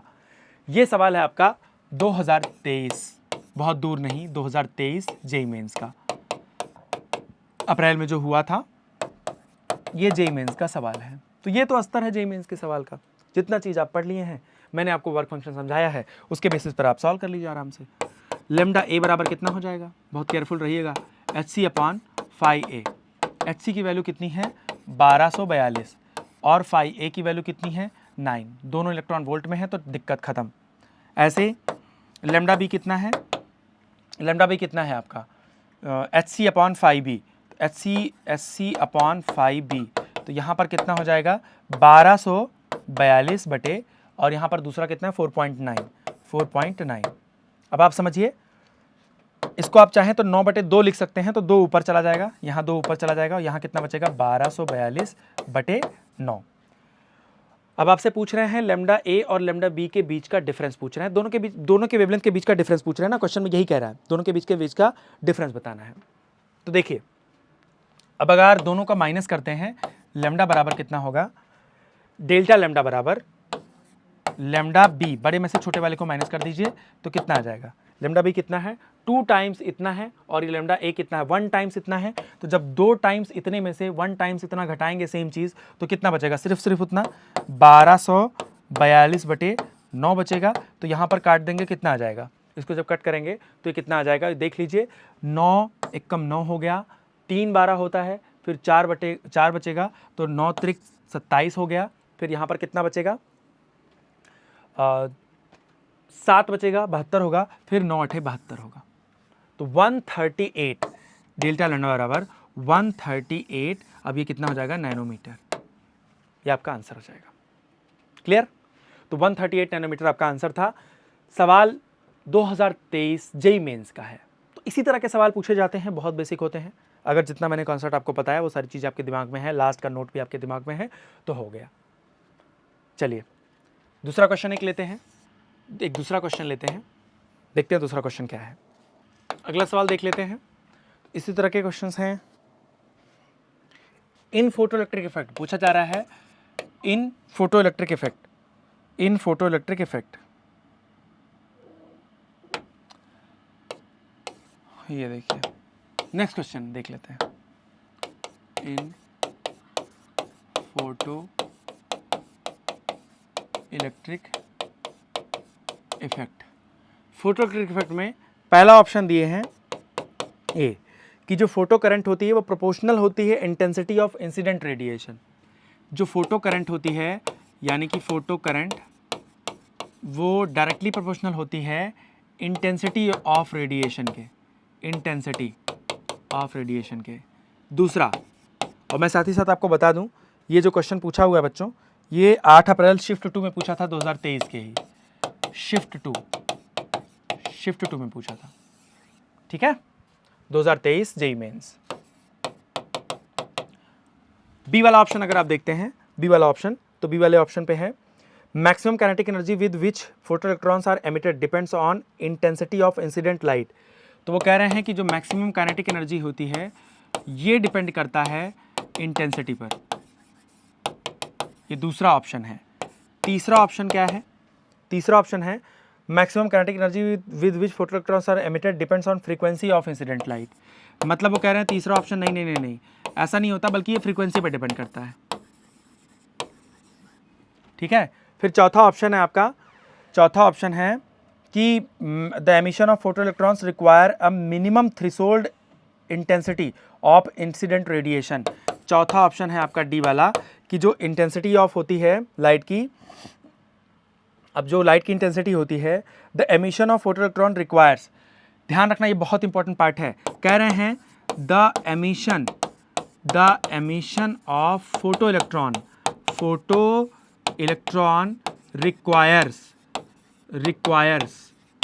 requires the emission of photoelectron requires minimum threshold intensity of intense radiation, minimum threshold intensity बोल रहे हैं, intensity of incident radiation, और चौथा ऑप्शन है इसमें ई वाला जो ऑप्शन है, ई वाला ऑप्शन कह रहा है कि maximum kinetic energy of photoelectron independent of frequency of the incident light. तो ये कह रहे हैं कि जो काइनेटिक एनर्जी होती है मैक्सिमम, वो क्या है, इंडिपेंडेंट है ऑफ फ्रीक्वेंसी। मुझे लगता है जितना मैं मेन की पॉइंट आपको पढ़ाया होगा वो सारे पॉइंट इस क्वेश्चन में जेईई मेंस के आ गए। अब इसमें 4 ऑप्शन जो दिया हुआ है बच्चों, पहला ऑप्शन है ए एंड बी करेक्ट है इसमें, दूसरा ऑप्शन है ए एंड ई करेक्ट है, तीसरा ऑप्शन है ए एंड सी करेक्ट है, चौथा ऑप्शन है बी एंड सी करेक्ट है। आप सबको बताना है, यह है आपका क्वेश्चन, इन फोटोइलेक्ट्रिक इफेक्ट यानी कि प्रकाश विद्युत प्रभाव में, हिंदी वाले बच्चों के लिए बता दे रहा हूं, प्रकाश विद्युत प्रभाव में जो प्रकाश धारा होती है वो आपतित प्रकाश की तीव्रता के समानुपाती होती है। काइनेटिक एनर्जी डिस्कस करते हुए चलते हैं, तो आप जान लीजिए ये बात तो सही है, जो ये होता है काइनेटिक एनर्जी होती है वो इंटेंसिटी के डायरेक्टली प्रोपोर्शनल होती है, ये सही बात है। इसी क्वेश्चन को करा करके मैं रोक देता हूं और ये लास्ट आपका फाइनल हो जाएगा। इसके बाद जितने भी क्वेश्चंस होंगे वो हम लोग सैटरडे को करेंगे, क्योंकि आज हमारा जो मेन फोकस था वो आपके कॉन्सेप्ट पर था और आप क्वेश्चन करने के लिए सैटरडे को हमसे मिलेंगे। इस पर जितने भी क्वेश्चन हैं मैं सारे क्वेश्चन करा दूंगा। तो यहाँ पर देखिए काइनेटिक एनर्जी जो होगा, फोटो करंट जो होती है वो इंटेंसिटी के प्रोपोर्शनल होती है, ये मैंने आपको बताया ही।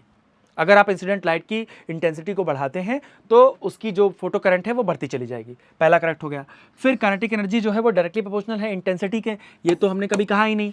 काइनेटिक एनर्जी तब बढ़ती है जब आप फ्रीक्वेंसी बढ़ाते हैं, जब फ्रीक्वेंसी बढ़ाएंगे फोटोन की तो वर्क फंक्शन तो फिक्स होता है, तो जितनी एक्स्ट्रा एनर्जी हुई वो किस में चली जाएगी, काइनेटिक एनर्जी में चली जाएगी। तो ये बात तो बिल्कुल गलत है, बी वाला ऑप्शन गलत है, तो ये नहीं सही हो सकता, ये नहीं सही हो सकता। Kinetic energy directly proportional to frequency, बात वही हो गई, एकदम करेक्ट, सही बात है। और the emission of photo electric electron requires minimum threshold intensity, intensity की कभी बात ही नहीं हुई। जो आपतित प्रकाश है उसकी कोई न्यूनतम ऊर्जा होनी चाहिए, एनर्जी होनी चाहिए, मिनिमम फ्रीक्वेंसी होनी चाहिए। ये इंटेंसिटी कह रहे हैं, बेवकूफ़ बना रहे हैं, गलत हो गया। काइनेटिक एनर्जी क्या होती है? Maximum kinetic energy independent of frequency होती है। जो मैक्सिमम काइनेटिक एनर्जी है इलेक्ट्रॉन की, वो इंडिपेंडेंट ऑफ फ्रीक्वेंसी होती है। गलत है, क्योंकि इलेक्ट्रॉन की मैक्सिमम काइनेटिक एनर्जी फ्रीक्वेंसीज पे ही तो डिपेंड करती है। फ्रीक्वेंसी आपने बढ़ा दिया तो हो गया। तो चलिए कमेंट सेक्शन में आप ज़रूर ये बात बताइएगा हमको कि आपको ये फोटो इलेक्ट्रिक इफेक्ट का जो मैंने एकदम स्टार्टिंग से लेकर के अंत तक पूरा कॉन्सेप्ट बताया, ये कॉन्सेप्ट आपको कैसा लगा, ये टीचिंग आपको कैसी लगी, ये जो फोटो इलेक्ट्रिक इफेक्ट बताने का जो क्रम था, सीक्वेंस था, वो सारे सीक्वेंस आपको कैसे लगे, ये ज़रूर बताइएगा। और इसी के लिए 1905 में आइंस्टीन को, एल्बर्ट आइंस्टाइन को क्या मिला था? नोबेल प्राइज़ मिला था। तो बच्चों फाइनली मैं आपसे यही कहूँगा कि सैटरडे को हम लोग मिलते हैं, और अगर आप लोग प्रिपरेशन कर रहे हैं तो आप ट्यूसडे को मेरे लाइव में आ सकते हैं। 9 बजे हमेशा चलता है मेजर गर्ल्स क्लासेस के एनडीए वाले चैनल पर। तो बच्चों जरूर कमेंट करके बताइएगा कि आपको ये लेक्चर कैसा लगा, और जितने भी आपके थॉट्स हैं जो इसमें आपको की पॉइंट्स लगे हों उनको जरूर कमेंट सेक्शन में मेंशन करिएगा, ताकि और लोग आपसे सीख सकें। जय हिंद।